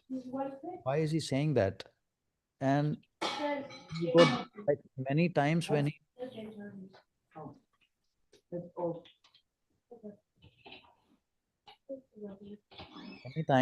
goes into the concept of Varnashrama college, he starts talking about cow protection teaching, fighting teaching, all these things. So look like not in the city. And sometimes he's talking about city, like wherever you are. Couple of places he says the same thing. So how I started understanding he's kind of he- like, and when I started doing it, Varnashrama College, let's say in New York, then I realized so many things I cannot teach here, even in the farm in New York, because of the weather, the climate, soil, and everything. Just the people are different. I can't teach so many other things. So, like in Florida farm, it's so easy to teach the tropical, like coconut food farming, everything, food forest, and it's just easy to do that because I can't do that here. And crops I cannot do. Some kind of crops is more inclined towards cows and like that. So it's not like every location will be able to or can teach or would want to teach everything what a Varnashrama college to teach. So from that I started understanding that, and from past we can see that it's not like every place one would go to, they like sages, they would teach everything at the same look. And for one thing they would go one place, the one thing they will go another place. Even now the colleges are like that, no, they have certain specification, specialization, medical college, engineering college, this that. So similarly, there is a city Varnashrama college or a farm Varnashrama college. That also varieties of farm and city. City also there can be full on temple, big temple. There can be a small preaching center, and depending on like Brahmana training is also a Varnashrama college, no, like preaching Brahmana, and there may be more astrology and all that can also be taught in the city atmosphere. So different things could be taught in, like a subsection of it is being taught in a city or bigger or smaller centers, and more larger ones can be taught in farm, and more like different also according to the time play, according to the location. Yes.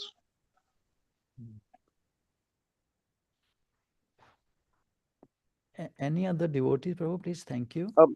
Yeah. I'll have to go now, but thank you very much Thank for Very nice to hear. I'll call you. welcoming my cousin. Yes, Thank sir. you, sir. Mhm. Bhagat Singh ji, please comment now.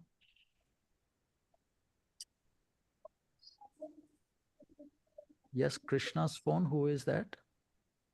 Hare Krishna, Prabhu. You are on the phone. Okay. Hare Krishna. Please comment. Yeah. Yeah. So, Prabhu, one thing I said, Cannot hear you. Are you in the kitchen or in your room? Can you come here? We cannot hear you, Prabhu. Internet is not working there.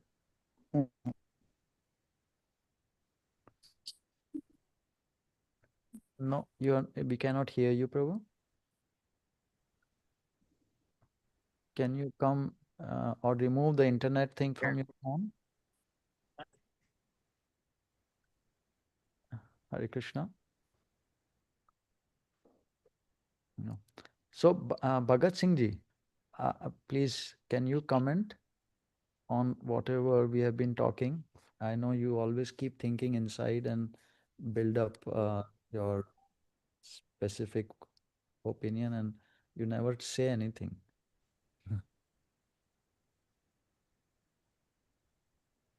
No, I do say actually. I think in this discussion uh, we know that we have to achieve something which we can say as a ideal situation, uh, that would be like having the whole community there, having everything functional and all. But to achieve that, currently, uh, assessing from the present condition, like uh, what what needs to be discussed is what we have to achieve at the first stage. Like for a community to be running over there, there has to be some kind of basic uh, economic structure, so that the initial uh, people who are going to come over there, they can sustain and then build up over that. Mhm. Hare Krishna. Prabhu. Hare Krishna.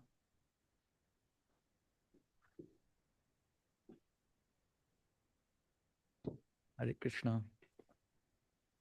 Yeah, why don't Shuddha Sattva Prabhu, why don't you say till you're like playing tag with your phones?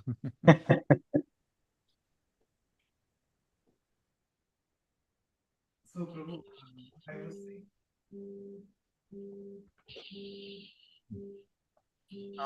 Prabhupada's statement is to build Varnasrama college in every center. First basic thing is to start with a center, right?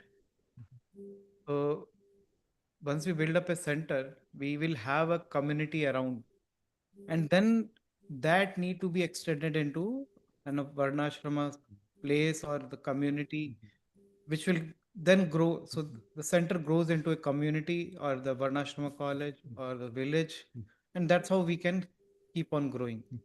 So starting with a village may not be very feasible, because not every person can be interested to incline to a village living or community living like this. What is your experience? Because you are talking to people, you are preaching there, and when you talk to them about village living, because I've been inviting you, your devotees, to come to the farm. What is your experience being tell people? So, like, as far I have understood the mind frame, I would put it like this way: like the Indian mentality, people who are living in America, they appreciate it, they love it, but it is once we speak about them putting into the same structure, they are hesitant. Why? One of the reason is they have no experience. They have been living in the city life or town life. They have become used to it. They have become aware of uh, all the needs on kids education, everything are already surrounding in that area. So when we speak about community, it comes to a question, unidentified problems, because they don't know what problems they are going to face. So which makes them hesitant to go into another sphere of living, because most of the devotee families, when we speak about, we are talking about in the late 30s people, or maybe early 40s or in 40s. So I'm talking about the age gap, age group between 30 to 40. So that age is kind of already struggling with the family situations, with the kids. They're transitioning, or they are mostly focusing on the kids' studies. So at that point of life, I don't they are not very comfortable to face a new challenge in their life. So either it has to be like they need to be involved in such a way that slowly they get imbibed to it, or there is already a silver plate ready and they are just coming and eating. So those things only they can think about that way.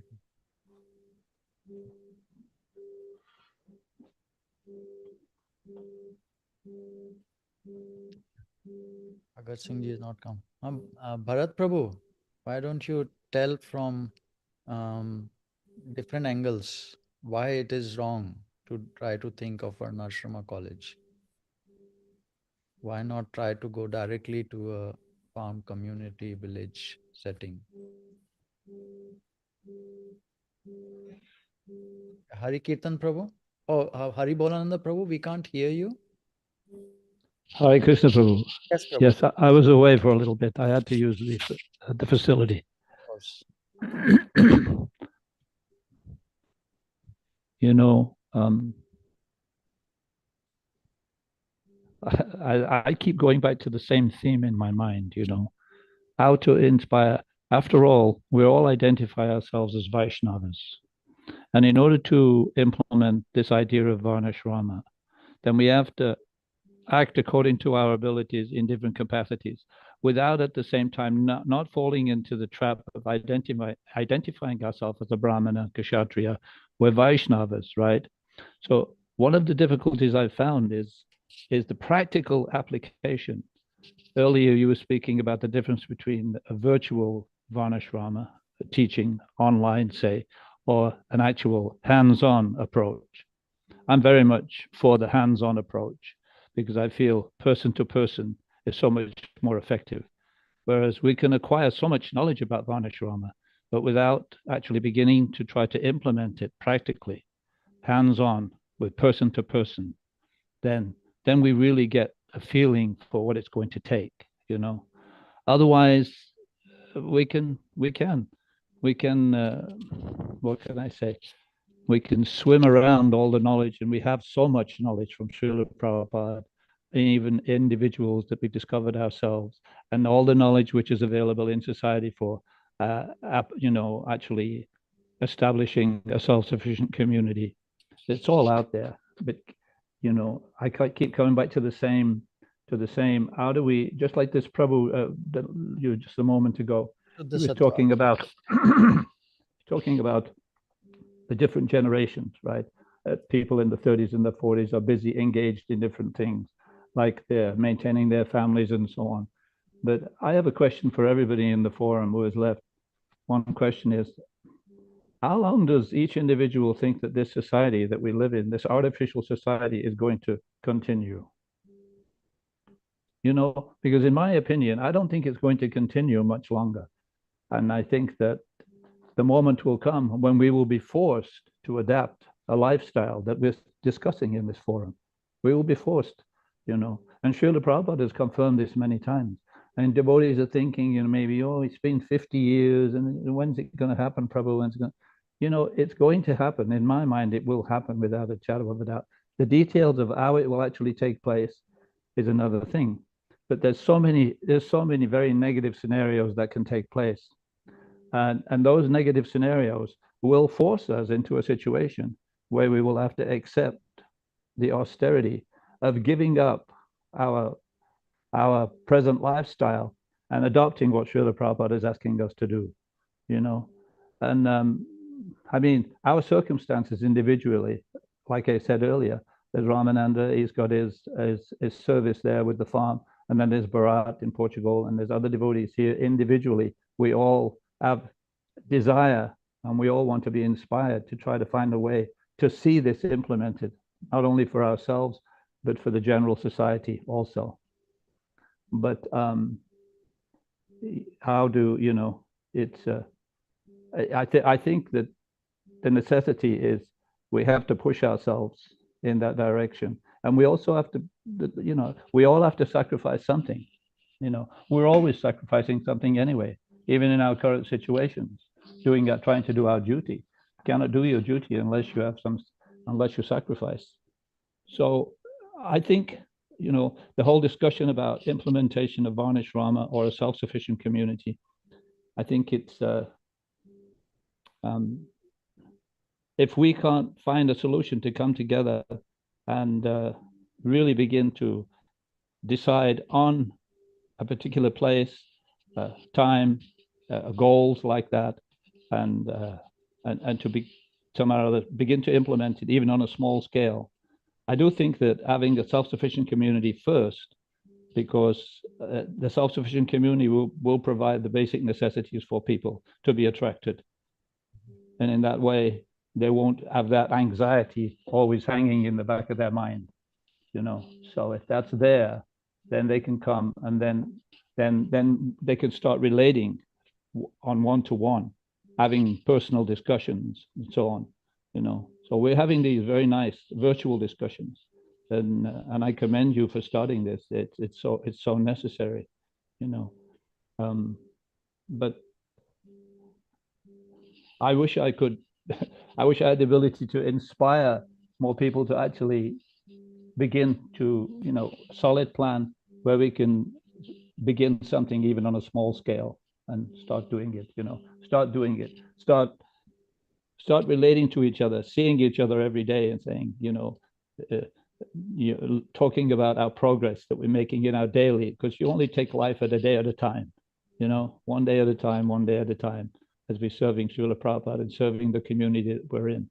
And, you know, like this, we make our plans, but the implementation is only one day at a time, you know. So, yeah, you know,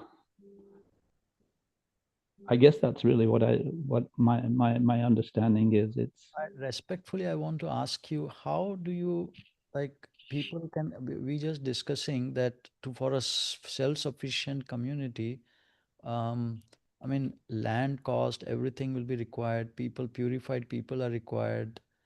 So many constituents are required, like even healthcare. What will people do if they get sick, if the alternative healthcare is not developed sufficiently? And cow protection, right now, we don't know how to take care of oxen enough to justify like moving machine, like which the machinery can easily do. I mean, right now there is no like pressure of the economy like breaking down. So there is cell phone payments, and you know, like all these payments are there, vehicle payment, insurance payment. I mean, we need cash. So how do you think we can like develop a self-sufficient community without going through the necessary steps to be able to do it? To No, collect people, purified people, structure, social structure developed, you know, economic arrangements worked out. I agree. We have to go through the necessary steps completely. Yes. But when are we actually going to start to do that as a group and not individuals? You're doing it as an individual. You're doing it with your farms. Ramananda's doing it with his farm.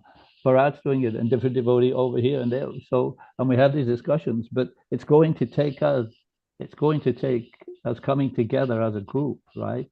In order to, I think the inspiration online every week, this inspiration is wonderful, but it's limited, until we can actually begin to practically the implementation, like you're saying.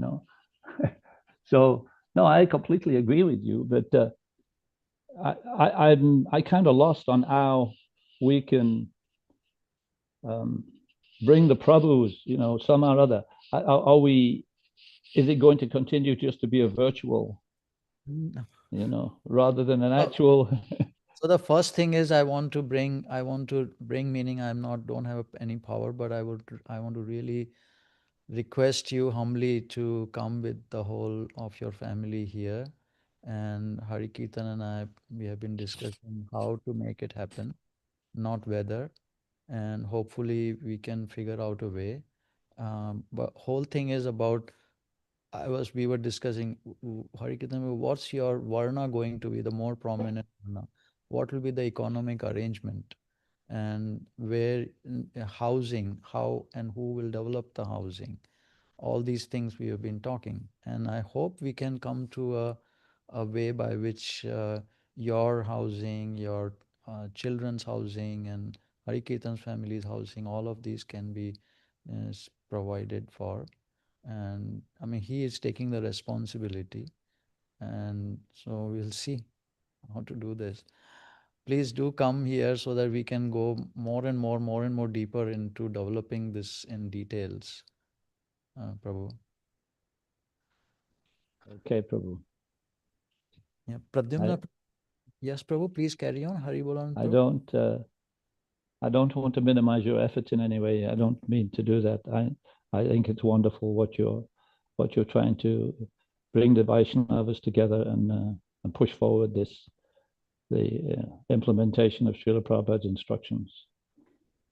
Sometimes I get bursts of hopelessness in a sense, because I have seen so much of it, hundreds and thousands of discussions, so much, and yet, we have There's to try. a phrase, there's an American phrase, if you build it, they will come. If you start building, literally building shelter for people and producing food and say, we have food, we have shelter, people will come and say, what do we have to do to be admitted to this community? And then make a legal contract, written, signed, documented, notarized, and witnessed. What are the requirements for being admitted? And of course, a rigorous examination process to make sure this is an ethical, honest, hardworking, sincere person. You're very correct. We should do that. That's why I wanted to, you remember I was trying to discuss with you and Soma Prabhu how to figure out a housing situation and what will be his Varna, your Varna. So who will provide the housing? So this is a discussion we need to have. When you say provide the housing, do you mean pay for the housing or do you mean build the housing? It depends on which Varna one is in. If one is a Brahmin, then the farm community needs to provide, no? Because Personally, in terms of Varna, I consider that I am all for Varnas. Sometimes I work with my hands, manual labor, very, very hard. Sometimes no, not so much, but sometimes I work with plants and the earth. This is an area which I'm a city girl. I need to learn about. Kshatriya for sure, and Brahmana for sure. So In Kali Yuga, we're all of them. So the idea that, I'm this way and you're that way and I'm different from you and this and that, I don't, personally agree with that. We have, yes, we have our inclinations. Like, for example, in my chart, I have the Varna of Kshatriya, but that doesn't mean I'm restricted to that. That doesn't mean I'm not able to do other things. I personally like the concept of being a Renaissance woman or a Renaissance man. Renaissance means rebirth. So in the Renaissance, which was the 15th century Europe, the concept of a Renaissance man or woman is somebody who is equally capable in every aspect of life. This means that their mind, their brains, their intelligence is fully developed so that they can do pretty much anything expertly. Then take that to the next level and they can focus in their area of expertise. What do you get when you have that? You have a community of incredibly powerful, capable, and effective people. Very nice, Mata. Should develop like that for sure. Hey, Pradyumna Prabhu, you want to say something? Yeah, bro. Hare Krishna to everyone. Hare Krishna, Mataji. So, bro, I Hare was just Krishna, Pradyumna Prabhu. Please accept my humble obeisances. All glories to Srila Prabhupada. so, bro, one devotee I just invited to in this group, in this chat, that you also come, that Varnashram. Then he told me that everywhere this talking is going on. So then I I told 2-3 points that everywhere it is almost empty. Nobody is there. So if at least if we hear about it, na, at least I become little bit convinced. Okay, this life we can lead. So it is also progress, na, because Varnashram establishment, it is right now very very difficult everywhere. Just like I have seen in Hare Krishna village in near Jaipur, it is empty now. Nobody is there. I've seen in South India there. So it is very challenging. So at least we are trying to develop that thing. So everybody should come together, and we should just like Hari Bulanan Prabhu, he told that na, his desire is so that practically something is done. So let's see. At least and definitely Prabhu Nimai Prabhu is planning something, so that practically if we do things, then we can show them that other than talking, yeah, this thing, devotees are there. Hopefully you So will be then, there February, March, huh? With yeah, Ranchod Prabhu and with Shuddha Sattva Prabhu really go into preaching, mainly to the Indian community, so that the build get the support system for preaching, to local everybody here. So that's how Srila Prabhupada said that, oh, the Indians, Chaitanya Mahaprabhu is sending Indians to the West to support his preaching activity. So that's something you all will be engaged in. So we have been discussing how you would be like a Brahmana, but you have some tendencies of Vaishya too. So why don't you also do some of that activities and use that to build your home? And initially you provide some all, like that. Gradually, and then after a few years, you can leave the Vaishya activity and just concentrate on the Brahman activity. You're so young not right now, and you're trying to develop a yeah. family. So like that, we develop for each devotee, and but that's the concept. But so thank you, Prabhu, for even thinking like that. And Initially, one more point, just like na, when we start something initially, na, there is some because those who are starting, they will face some difficulty if they have a higher government, just like Hari Bolaran Prabhu is telling, the Srila Prabhupada mission is there, and the rest, all the other thing that na, that city life, and that will end very soon. So those who are starting, they will face some difficulty, and they will face some difficulty. So they have to do things so that the others, and after that they will get the facility like this. This is also one. Ramananda Prabhu, would you like to say something, Prabhu?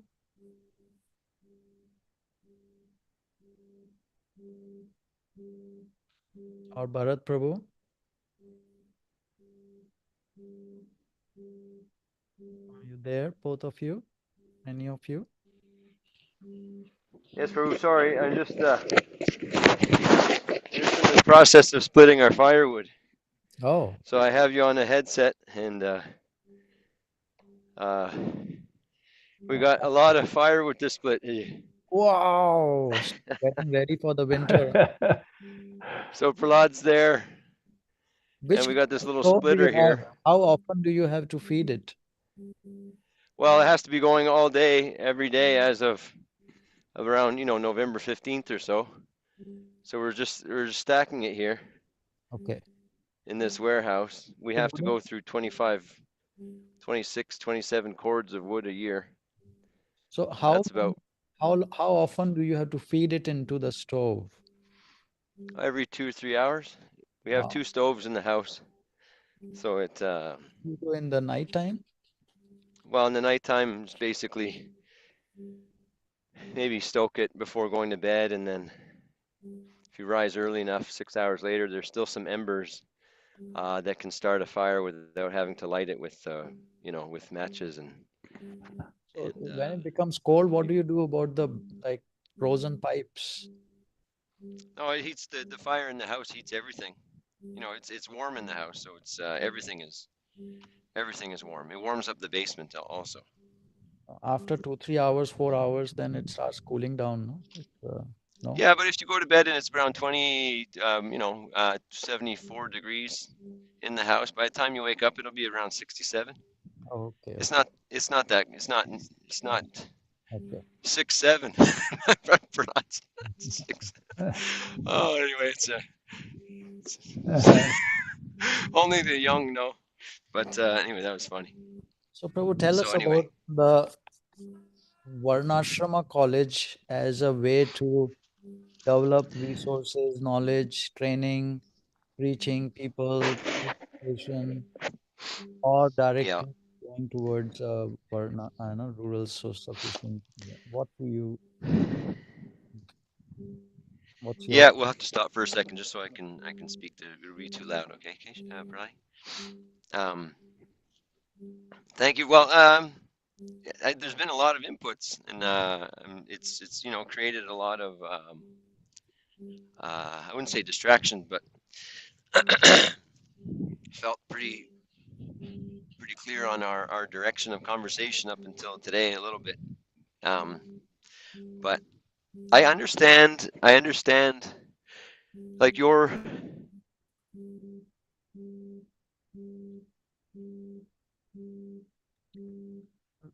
cannot hear you, Prabhu? oh, you can't hear me? Now we can. Yeah. Oh, I'm sorry. Okay. So no, I was expecting that you were and you did. You made a point that you thought it should be a Varnashram project first. And I think maybe you could summarize your reasons maybe after the conversation, the general points, because I think we got a little bit distracted by some of the details. Yeah. But I can come back to our specific situation Mhm.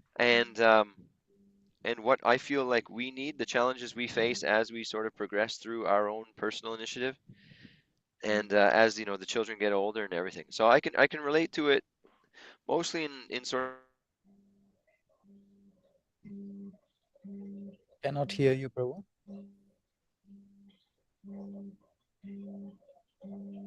I cannot hear you. Can you hear me now? Yes. Can you hear me now? I think it's just I turn off the Wi-Fi so I can be on my because I'm a little bit close to the house, so it seems to constantly want to jump back and forth onto the Wi-Fi. But anyway, I've been listening to a lot of contributions, so it creates a lot. It's a lot to digest. But I like to think of it in simple terms, I suppose, and maybe just keep it in simple terms. We need back to where we were talking with Bharat a couple weeks ago. We sort of need two parallel situations where you do have an outreach program, sort of like a Sankirtan program. You could call it like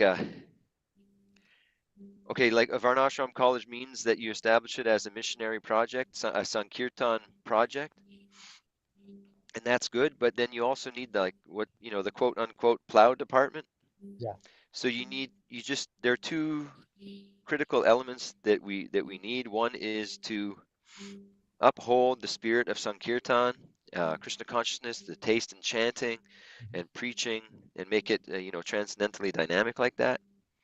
But like of equal importance is the plow department, a department that concentrates on making sure that there's progress being made in simplification of our lifestyles, the adoption of technologies that are that will survive long term, that lend themselves to a simpler lifestyle. So it just seems to fit with the whole idea of having different varnas and ashrams. Like you have different people who concentrate on different things, like the division of work, and you just have to make sure that you have those elements in place on a very small scale. And then you make that determination to uphold both of those programs. So you call yourself a Varnashram college, you engage in Sankirtan, you have these festivals at home, or at the farm, and invite people. And but simultaneously, you have people who are determined to work progressively towards simplification. And at least in our experience, having applied it, we've come to appreciate the and the kids. Ultimately, the kids have to adopt it, right? I think you made a point once that it was almost like a challenge, like, okay, how about you adopt it with your kids first, see if you can apply it and see if your kids take it up. I think that's a pretty good test. Unfortunately, the last 50 years of the ISKCON movement have completely and totally destroyed the public perception and opinion of Krishna consciousness. They neither know what it really is about, B, are not open to it, C, consider it a cult, D, think that whatever we have to say is the opposite of reality. So we can't shortcut conversion of mass numbers of people. We actually have to transform the public perception of what Krishna consciousness and Vedic culture actually is. And that starts with our own example. That means preaching is pretty strong word. Preaching means I'm in your face telling you that what you do is wrong and you should do what I say. Nobody in the modern world 2025 has any interest in that.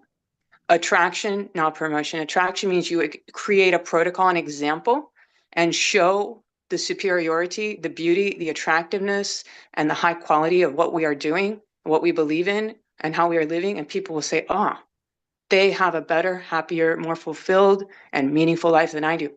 That's called attraction. Promotion doesn't work. Promotion means do what I say because I'm superior to you. That's not attractive. Attractive is, oh, wow, they live nicely. They're nice people. I want to be a part of what they're doing. That's attraction. So first, we need to get our own selves straight. We need to get our own life straight, our community straight, our values straight, our principles straight, and build a model that works. Once the model works, publicize. That's where the internet will be very useful. YouTube, Facebook, Instagram. For example, Nimai Pandit's farm is called Gopal Farm. Hare Krishna. That'll be a name. Yes, go ahead. Yeah. It's very nice. I just want other people also to let's hear from. I will come back Okay. to these. You have some very, very good points. Please don't he hasn't been speaking because he's been working. Now he was hoping to, let's hear from Prabhu, for something. Okay, Jack. Thank you very much, Mata. It's Ramananda Prabhu? Yes. Yes, please continue. Yeah, sorry, I'll wrap it up. I was getting a bit long-winded, but I really appreciate both perspectives, and I just do feel like they need to be done simultaneous. And I think that any sort of success that we've had over the last few years in just sort of keeping the family together, probably, I don't know, I don't know what it's been, but I get the sense that it's probably sort of the application of both simultaneously, like an equal emphasis on developing the rural lifestyle, developing project or economic development from the land, and simultaneously making sure to have a good strong focus on chanting every morning and evening as a family, and then having festival programs and doing a little sankirtan and stuff like that. So I tend to think that it could just that incorporates the two main concerns that everybody has, and if that and I I'm a little bit I do become overwhelmed when dealing with larger concepts. Um, so I tend to like to work sort of incrementally and just take sort of baby steps to some degree, and then you sort of apply your principles as small as you can handle, and then maybe take on a little more, not more than you can sort of handle. Um, and then maybe you're at less risk of losing it all, like like all or nothing type of situations. I tend to have more of the mood of sort of just uh, step-by-step graduation.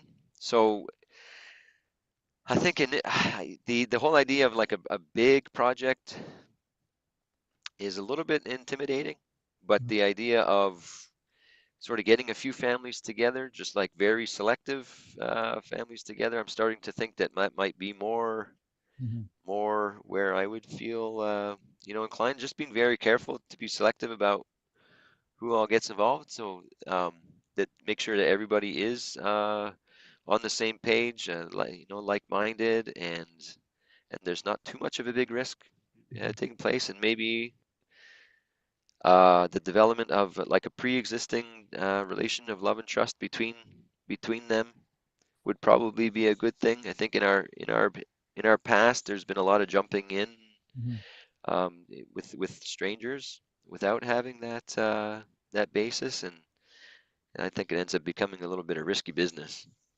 But so it's how to marry those two elements in a progressive manner. Is that fine line?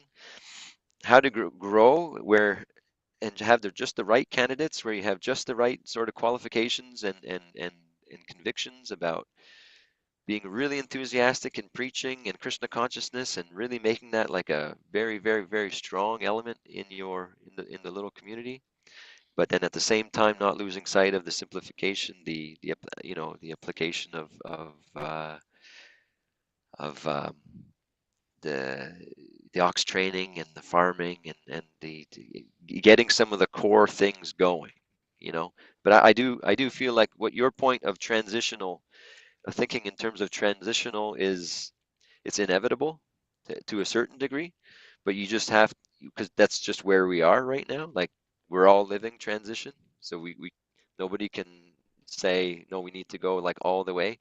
It's a given, and we're going to have to live transitionally because we just don't have the skills.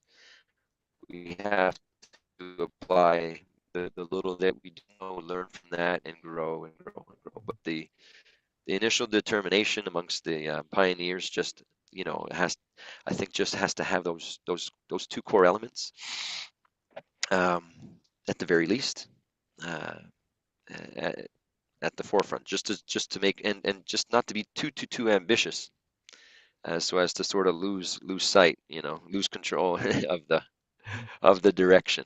But that's just, I'm a conservative kind of guy, I guess, in that sense. I do like to take risks, but I don't like to take like undue risks. Like, you know, um, we have taken a risk, but it's been somewhat manageable. So I would agree with both sides. It's just Varnashram College call ourselves, like I've kind of called ourselves a Varnashram College right from the beginning. That kind of established, like, because that's what Prabhupada did say. They're sort of intertwined.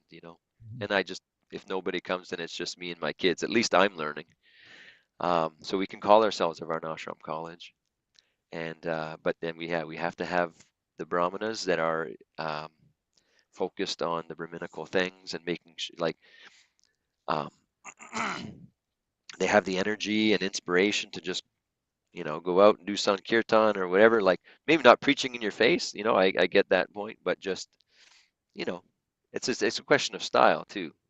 What's your style of preaching? And we definitely want to be attractive and not the fanatical zealots, but we have to apply it still. and the way that it was shown to us. And I think it's sweet when we go on Sankirtan, we're not in people's faces, and we're just chanting and have our books, and there's a way of doing it where it's nice.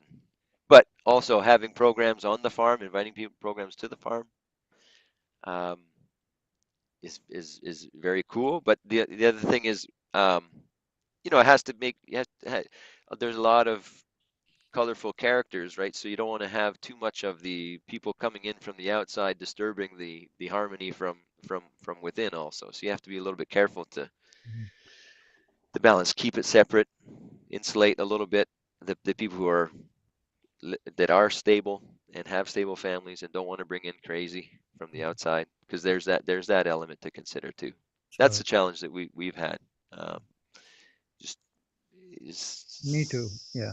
maybe just not. I mean, we've just been hesitant to, like, because we only have just a family house, but to have a temple here on our property where it's just a family, it's kind of like, it'd be nice if there was sort of a halfway house, where people come. They're not too involved, but they're kind of involved. Mhm. But then they can't kind of create That's a good point. too much of a disturbance. But they can Yeah, take a halfway house inspiration. is a good point. But maybe a temple, maybe like a temple on the grounds somewhere. That solves that issue. But those are just those are some practical details. But I just wanted to say that I just wanted to express my alignment with everybody's main concerns. And I think that it could be resolved if we just have maybe two simple departments. One is like Kshatriya department, one is Brahminical department, where the Brahminical department focuses on making sure it's a Varnashram college and that the teaching element is at the fore, and the Kshatriya department sort of makes sure that the people's material and material necessities are well taken care of through initiatives of economic development and the self-sufficiency and stuff like that.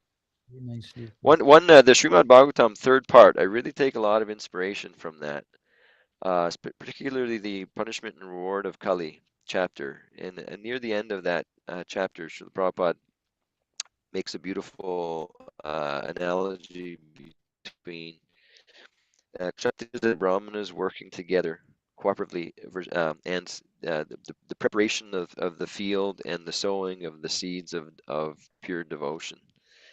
Whereas the Kshatriyas are likened to those who prepare the field to uphold, mundane sort of religious principles, making sure that all material necessities are taken care of, and that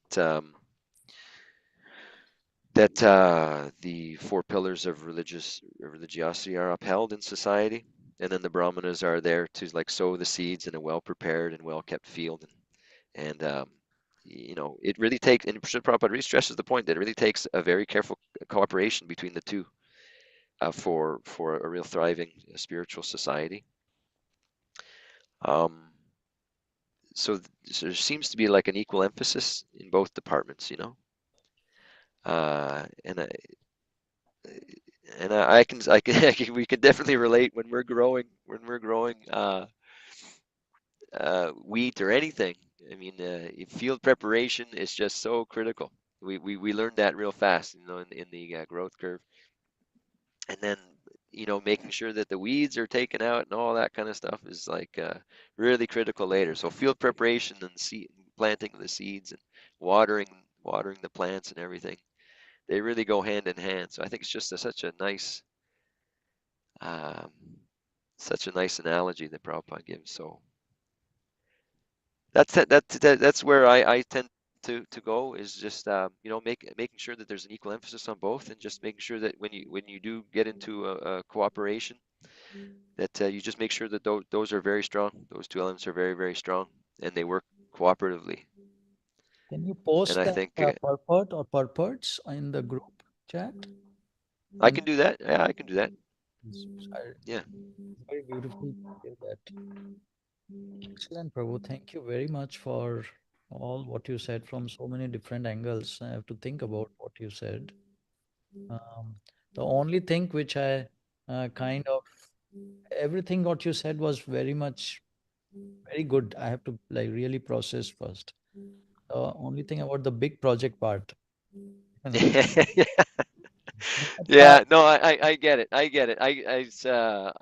I'm open-minded, but I guess I'm agnostic.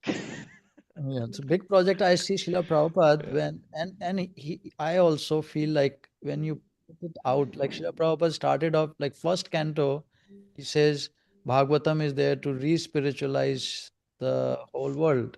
And in the purports, he'd start talking about how it is required and to change the world. I mean, it's like when I was first reading it, I thought, oh my God, it's like, what is his vision like? How he's so confident.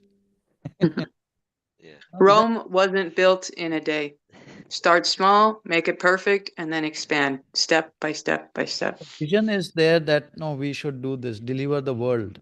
Like that he Srila Prabhupada is saying. But of course, he came alone. He started going like chanting under the Tompkins Square Park. He's not proclaiming, I'm here to deliver the world, as you rightly said. So he's trying small, but like putting out there that I'm here to deliver this whole world.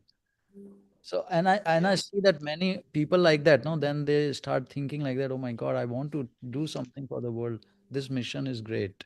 So like inspirational, like Rupa Manjari Mataji is so good in inspirational talk, like flowery words, which make us feel like, oh, this is also possible, like that kind of vision. And it inspires. Thank you. Srila Prabhupada's vision inspires a lot. And so the big vision, which, I feel like it's crucial, especially to remove the inertia, like overcome the inertia. Without it, you are correct. Like you have to go slow by slow, on the ground. But in the mind, if it is lacking, able to overcome the inertia of trying to do this. And then what happens is different people of different things get attracted to this vision, to a vision, and then we don't know how, but things start happening. Yeah, I should refine my statement in that regard then. I think then I personally feel uncomfortable or unqualified to be part of a bigger project like that or to initiate a big project like that. It's just beyond my capabilities. Like we're struggling with very small, so that's just my own limitations. But many devotees are doing so many big things, and I'm not saying that that's not valid. I mean, it's not a valid principle. Just personally, it's my limitations. That's all. I You're don't. and I feel I'm more and more feeling the same way, to tell you the truth. I cannot do it. That's why I'm really hoping good devotees, like more capable devotees, like 1 + 1 = 11, like that, no? Like like that more devotees can, and then together under a vision, bold vision, together that strength, no, of the devotees together, that can Yes. accomplish the bigger project. Not alone will like There's also different kinds of agriculture. There's industrial agriculture, which has huge swaths of land covered by one kind of crop, and then there's like one small house of like, the local farm or whatever. Then there's the complete opposite, which is a food forest, which means that you completely let it grow free. Don't garden it, don't farm it. You just let it grow and then pick from the trees or pick from what falls from the trees. That's the Jain approach. Then there's the middle ground, which is people having their houses but not completely overtaking the land and establishing some godless city, just like we have seen so much of already. But like I'm in Europe right now. In the countryside, the houses are like kind of tucked into the forest. It's beautiful, truly beautiful. The houses are in harmony with the forest. They are not huge. They are not ostentatious. They are not wasteful of space. They're very old, some hundreds of years old and still standing.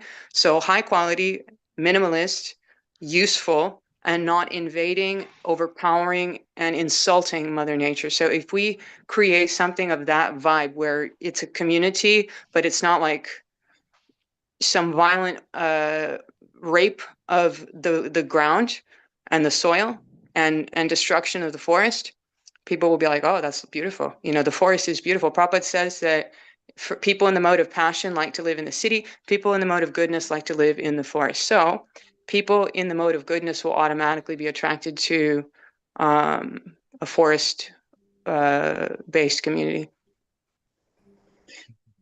Pradyumna Prabhu, your hand has been raised for 15 minutes. So sorry. No problem. I was hearing, bro. So, bro, one thing I want to ask. This question was in my mind previously also, but in the timing I forgot. Just like this Varnashram college, Varnashram college, the use is that na, by Varnashram college, so that the people can train and they can continue living that na, farm community, farm life. That is the reason. That is the reason I want to ask. And one thing that is the only reason, because that other communities, they are not empty or they are not so successful because there is no training like Varnashram college. One of that reason, I really feel going more deeper into the reasons of what, like we went through when Varnashrama College is like a preaching center. It is bringing new people, taking them from complete new but interest to be trained as a valuable member of a society. Not only the purification, just like in a temple, like new person is there and then purification is there, gradually become more Krishna conscious, habit change, this, that. Then you go into the occupation training also, then the social living also, and family living also, like Grihastha ashram, how to do in Vanaprastha when you go, then how do we take care of elders, the cows, all these are training. Then gradually a society, these are the constituents of any society. Srila Prabhupada said, without that is an animal society. How will the animals live together? Like right now, I can't see, it's like devotees just land up in a kind of a soup, and how there is no like roles figured out to interact, how to interact with each other. And then many times devotees are coming from city life, they are not trained, habit and everything. They completely eject right away. Third thing is that many times devotees move because new people because they want to live in a rural area, but they were not trained to like Chetu Darpana Marjanam didn't happen, which is the fastest way in Kali Yuga is actual chanting Hare Krishna mantra, Sankirtan activities, direct Sankirtan activity of chanting Hare Krishna Maha Mantra in the streets, book this, what, even if it is for a couple of years, 3 years, deeply done, which was before done as a brahmachari ashram, and like that Srila Prabhupada implemented in this manner. That the purification and everything happens, then one can become more suitable to live in a community with other people, like-minded people. Otherwise, so many more, the bad qualities are there, and demoniac qualities, that it becomes very tough to deal with them. Like in New Vrindavan, I mean, how much horrible actions they did of with children, with women. I mean, like that, even killing and all these things were happening. Horrible things. I can't even start saying those things because heart was not purified. No, maybe they were not purified earlier, but in Kali Yuga, it's very tough to like for long time purification required, especially in the West, and past habits and everything. So what I've been thinking in Varnashrama college now, it needs to have continuous Sankirtan going on for a long time. For years and years, maybe decade or 2 decades, it'll require to do Sankirtan activities by everybody, like Hare Krishna mantra activity. Prabhu, Hari Bolananda Prabhu is making the point that living simply is also Sankirtan. That is true, but it is Achinta Bheda Bheda Tattva. The more important one to purify the heart to be able to do that is the Harinam Sankirtan first and foremost. And then, of course, everything else, as he's saying, the example is also Sankirtan.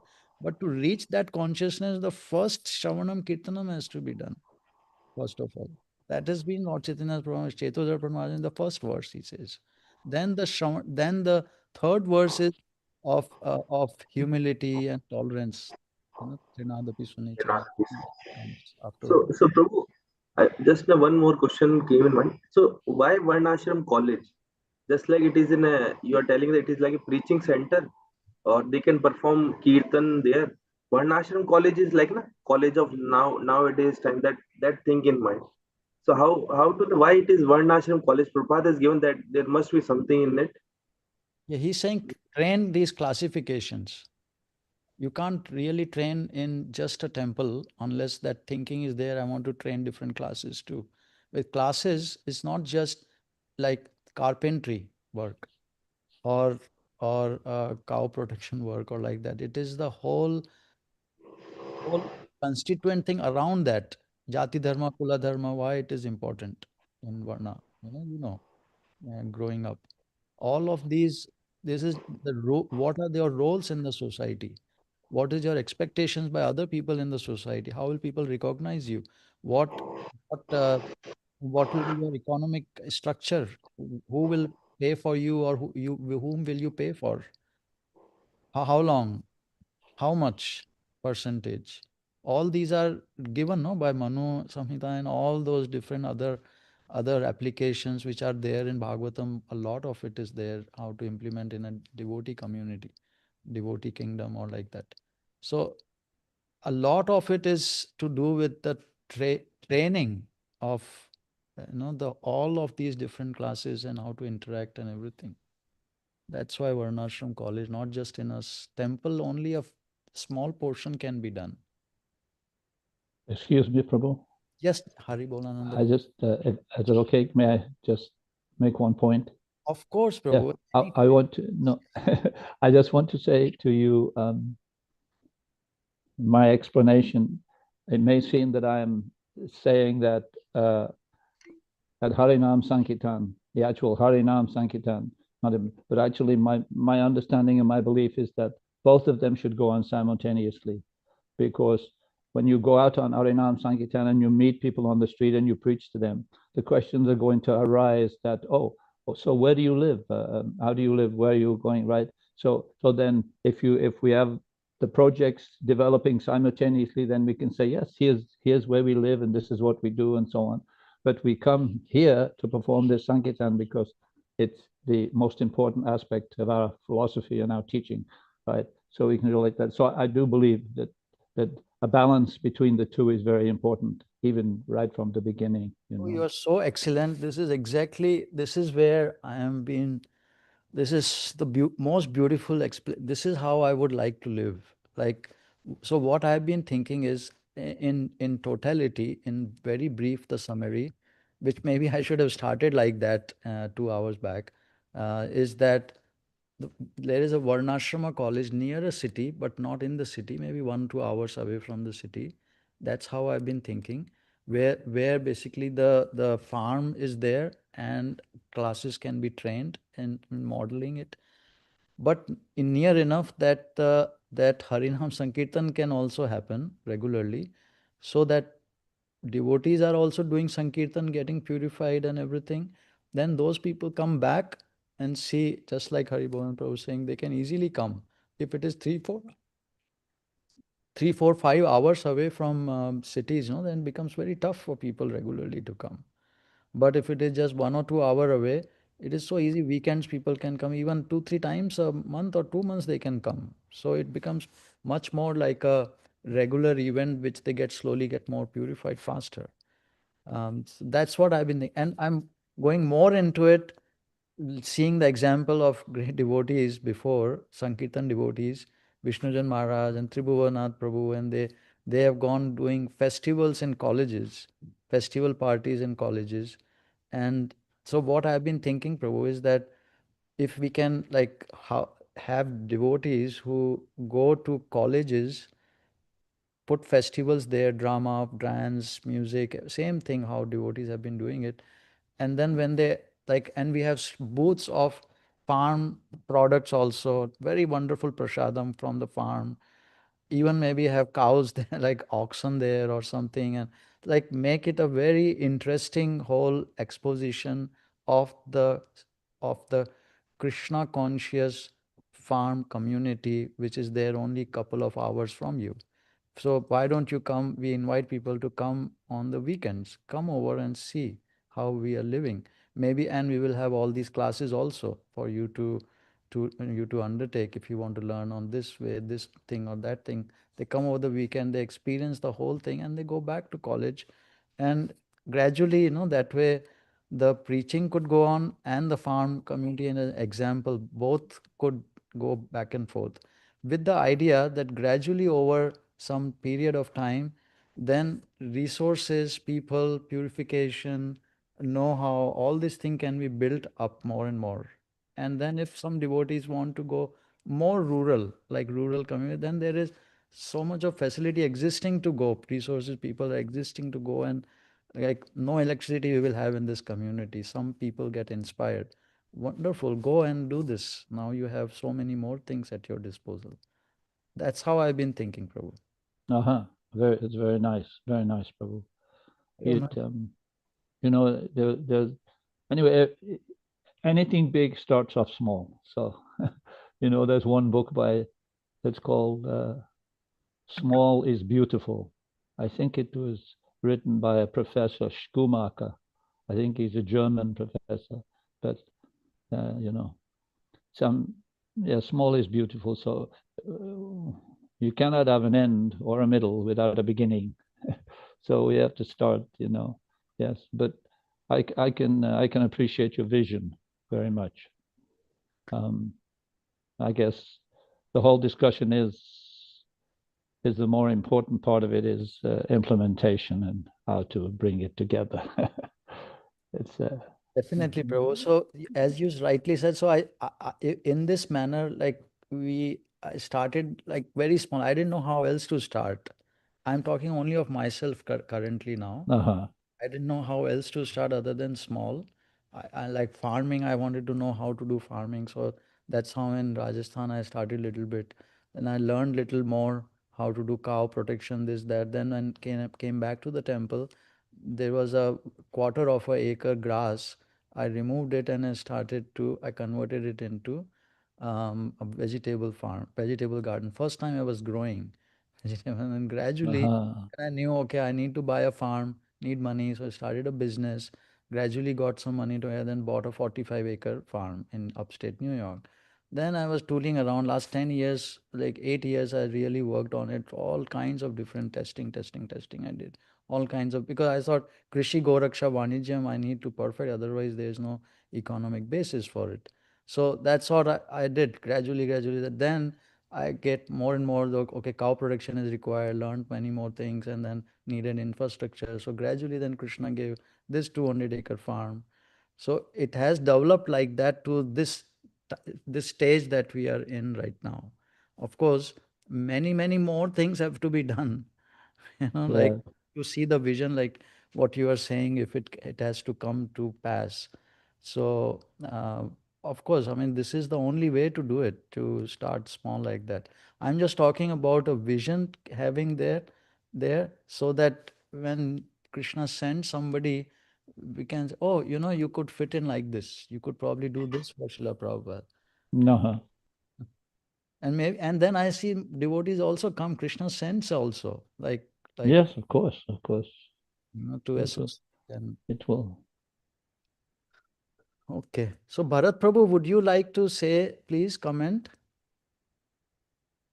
I've been listening a lot. I know you're very busy, but if you can spare a little bit.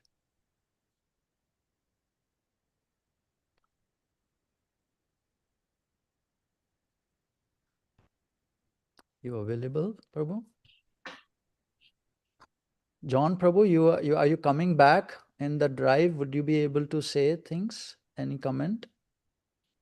Bhakta John Prabhu? Yes, Hare Krishna. yes, I can. Hare Krishna.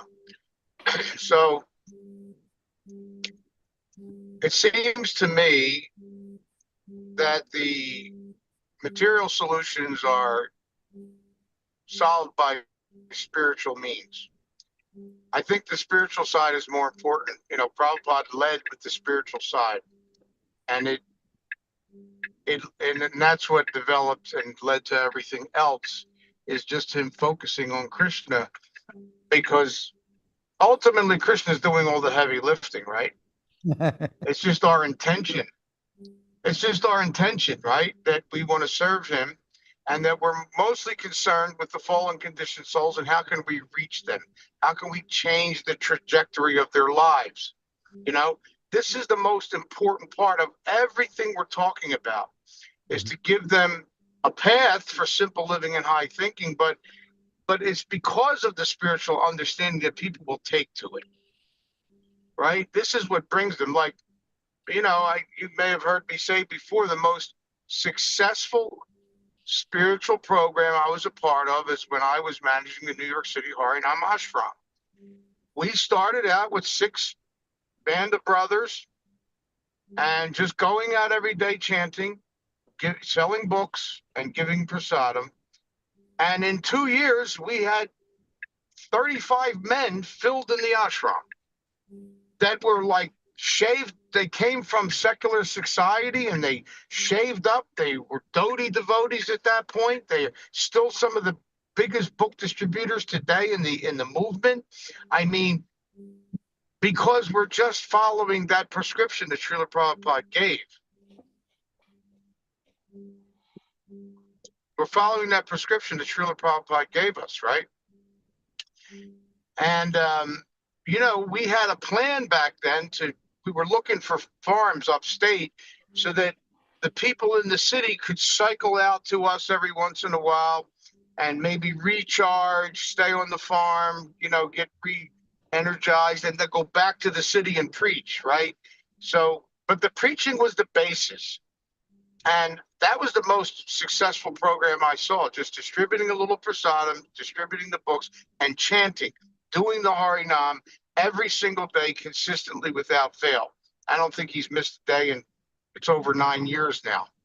And that was just my personal experience of what I saw really garnered the possibility of people coming and wanting to be a part. And young people, right, that are willing to give their energy to whatever it is and understand that it's all about Prabhupada's mission.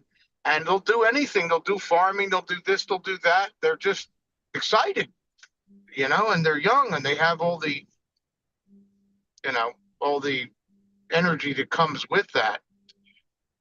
And as the elders, we can guide them through all that. But, you know, I really think that we have to stay conscious of that the spiritual side is the most potent and important part of what we're doing, and everything else can come if we pay attention to that, if we're cognizant of that. Very beautiful, Prabhu. I love your Sankirtan spirit all the time. So good to always associate. Yes, Prabhu. I have to attend to some other things right now, so it's running a little past the time. Anyway, I just want to thank you, Prabhu, for the association and all the Prabhus there, all their input. It was, it's always a learning, and it's great. Everybody had so many nice things to offer, so much inspiration. So it's good. I very much appreciate it. Thank you to everyone. So thank you very, very much, Prabhu. We really love to have your association permanently. So, Hare Krishna. Hare Bol. Jai. All glories to Srila Prabhupada. Jai Srila Prabhupada. Jai. Hare Bol. Jai Prabhupada. Hare Krishna. Prabhu, you are available. Can you finish this today, Prabhu? Or Rancho Prabhu is also there, but please, can you? Well, I think all has been said, yeah, and I was cutting off too often. I do hope we can get the format of these meetings, get it structured in the next weeks, as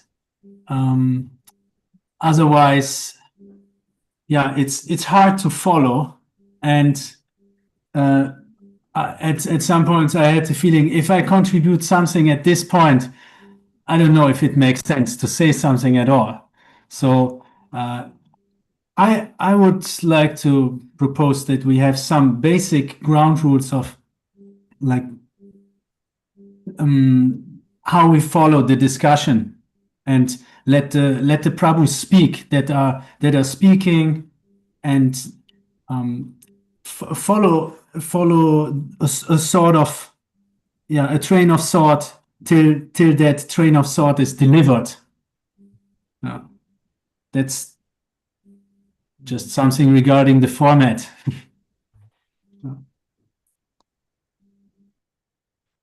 It's so interesting to hear people from all different perspectives. I mean, you're coming from organizing perspective, and it is very good to hear. Ranchor Prabhu, Hare Krishna. Hare Krishna Prabhu, Hare Krishna, dear devotees, please accept my humble obeisances. Hare Krishna. Hare Krishna. Krishna Prabhu. Tell us, what have you been thinking after all this almost 3 hours of discussion? I'm just hearing Prabhu, like, everyone is sharing their experiences about the Sankirtan, the farming, forest concepts, all these things, it's all good. There's one organization in Hyderabad which is a very big, just like this Heartfulness as a spiritual center. It's very big. I don't know what area it covers. I have been there, so they do have the same thing. Like they have their own medical facilities. It is just like the same thing, what we are discussing, right? The same thing. They have their own forest with all kinds of trees, and they have their own vegetation, own farming. Everything is there. It's too big. I couldn't even see whole the project in one day, actually. So when I just this thought came in my mind to just share this thing. Oh, this is big, huh? Heartfulness. Yeah, it's Khana. You can just type as Khana, Hyderabad. Yeah, I'm looking at it. Oh, so many people. Okay. Yeah, it's very big actually. So, Mataji, Rupa Manjari Mataji, you're available? Sorry. Pradumna sent me a couple messages I was reading. Yes. You want to finish this today's conversation with your inspirational talk? Let's see. Words. I think we covered a lot of ground. I think the bottom line is we all need to come up with a game plan. In terms of my personal preference, I would immediately join any community that was in a forest with lots of fruit trees and vegetables growing. Trees are absolutely life itself. If we have trees, we have everything. We have shade. We have humidity from the air that is caught and reverses desertification. We have food. We have wood to make houses out of. We have places for our children to play. We have magical realms to wander. And then we have a nice temple, beautiful marble, first class, nothing like the hideous monstrosity in Mayapur, which looks like the Washington the Pentagon. It looks like the Pentagon. It really does. It's horrible. It's a nightmare. Prabhupada, I do not think would have any interest in it. So if we look at the ancient Vedic temples, beautiful, like Jagannath Puri Temple, and create structures like that in harmony with nature, in harmony with the forest, balancing civilization with Mother Nature, Bhumi Devi, who is Krishna's pure devotee, everyone will be attracted. And if we have transparent accounts, everyone will be attracted. They're not cheaters, they're not hoarders, they're not trying to scam me. And my money is being, every single cent that I donate or every material that I give is documented and credited. Everything has to be 100% transparent. Prabhupada said the account book should be laid on the front steps of every temple. That is a literal fact. He didn't just whimsically say that. The reason he said that is because the world is cheaters and cheated. End of story. Cheaters cheated. So how do we get out of that? Complete transparency. And how do we attract everybody in this world, particularly women and children? The beauty and harmony of Mother Nature, who supplies everything abundantly, and has been tortured and abused and overloaded with plastic since the 1950s.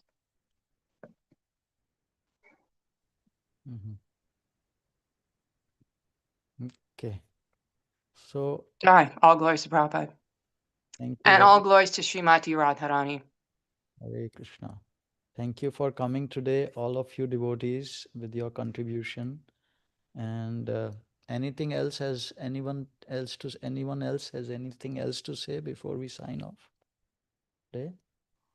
Yeah, Prabhu, if I want to ask one thing, just like no, you just said the thing that na, heart is not so many things are there. So how is that na, we are living in city or we are living in farm, just like in a Varnashram. So how our heart, the main thing is that Cheto Darpan, that is chanting also. So how our heart will be purified by that Varnashram also add in that, or by Varnashram that our chanting will be more easy, so that it will be more quickly it will be done. Varnasrama, Srila Prabhupada says, there is a rural living and then there is a Varnasrama setting. Varnasrama is for, so rural living is more sattvic, so it can help in more sattva guna, which pacifies the mind just by being in a rural area, and it becomes easier to chant and hear. Chanting is okay, but hearing is easier because mind is a little pacified. In Varnashrama setting, the way Srila Prabhupada explained why the chanting becomes easier is because if one is in occupational activities which are not conducive to the mind, body, and under the modes how we are still in spite of chanting, then we will basically he says, why are we falling down? Because we are not at that stage to be trying to do this. Then basically because Krishna says your modes will push you to act some way even by force, even though you want to restrict them. So it's not an artificial platform, Varnashrama. You go into your natural platform, and then he says it's for paving the way. Occupation is very important like that. It's for paving the way. But in spite of that, also one can, with determination, just by determination itself, and holding on to Srila Prabhupada's instruction of hearing while chanting, one can overcome all this rural living, varnashrama living, anything simple, everything, only by hearing. The Hare Nam, Hare Nam, Hare Nam Kevalam is there. But everything else is supportive and paving the way, different ways.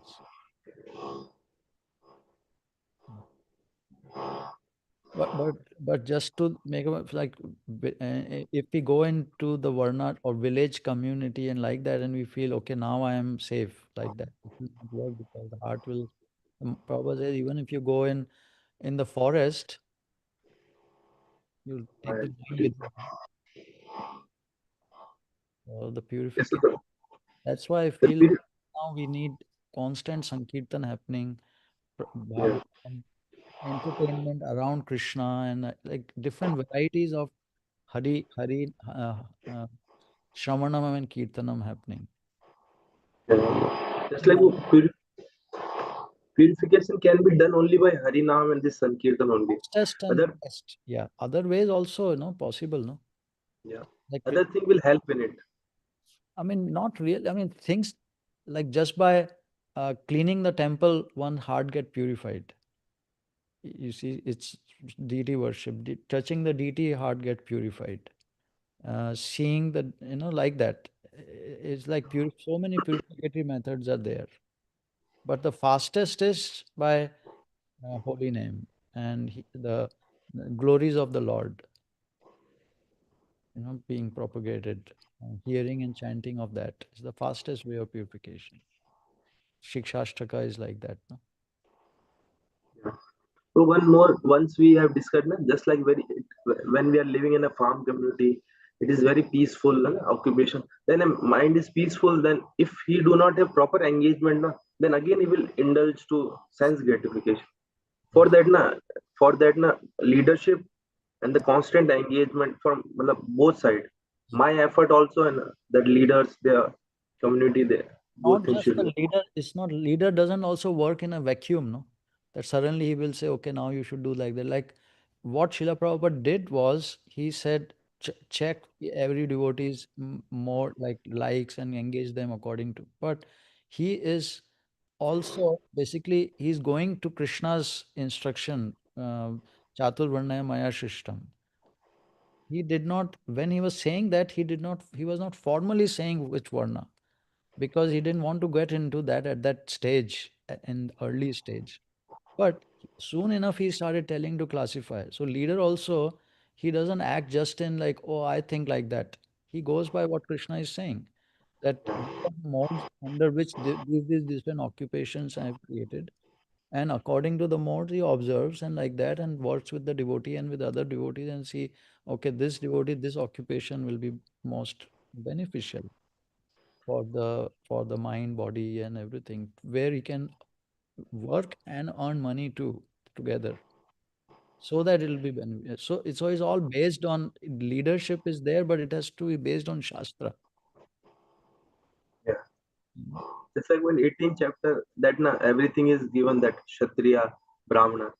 So that thing Krishna is given, Srila Prabhupada explained. Now leader has to see by these things. Exactly. Training, yes. Training, listening, hearing, imbibing first, and then be able to implement it. Yeah. I message Roop Manjari Mataji. We all are coming. Please, you all, you and Somagri Prabhu also. You also join us. Together we will. There will be community. Very good. I like to come. I love them to come. No? Okay, Hare Krishna devotees, wonderful. And we will see next week. We'll go deeper into each topic. Hare Krishna. Hare Krishna. Hare Krishna Prabhuji, Vanchakalptarvya Kripa Sandhibhyo Chapatanam Pavanebhyo Vaishnavebhyo Namo Namaha. Hare Krishna Prabhupada. Hare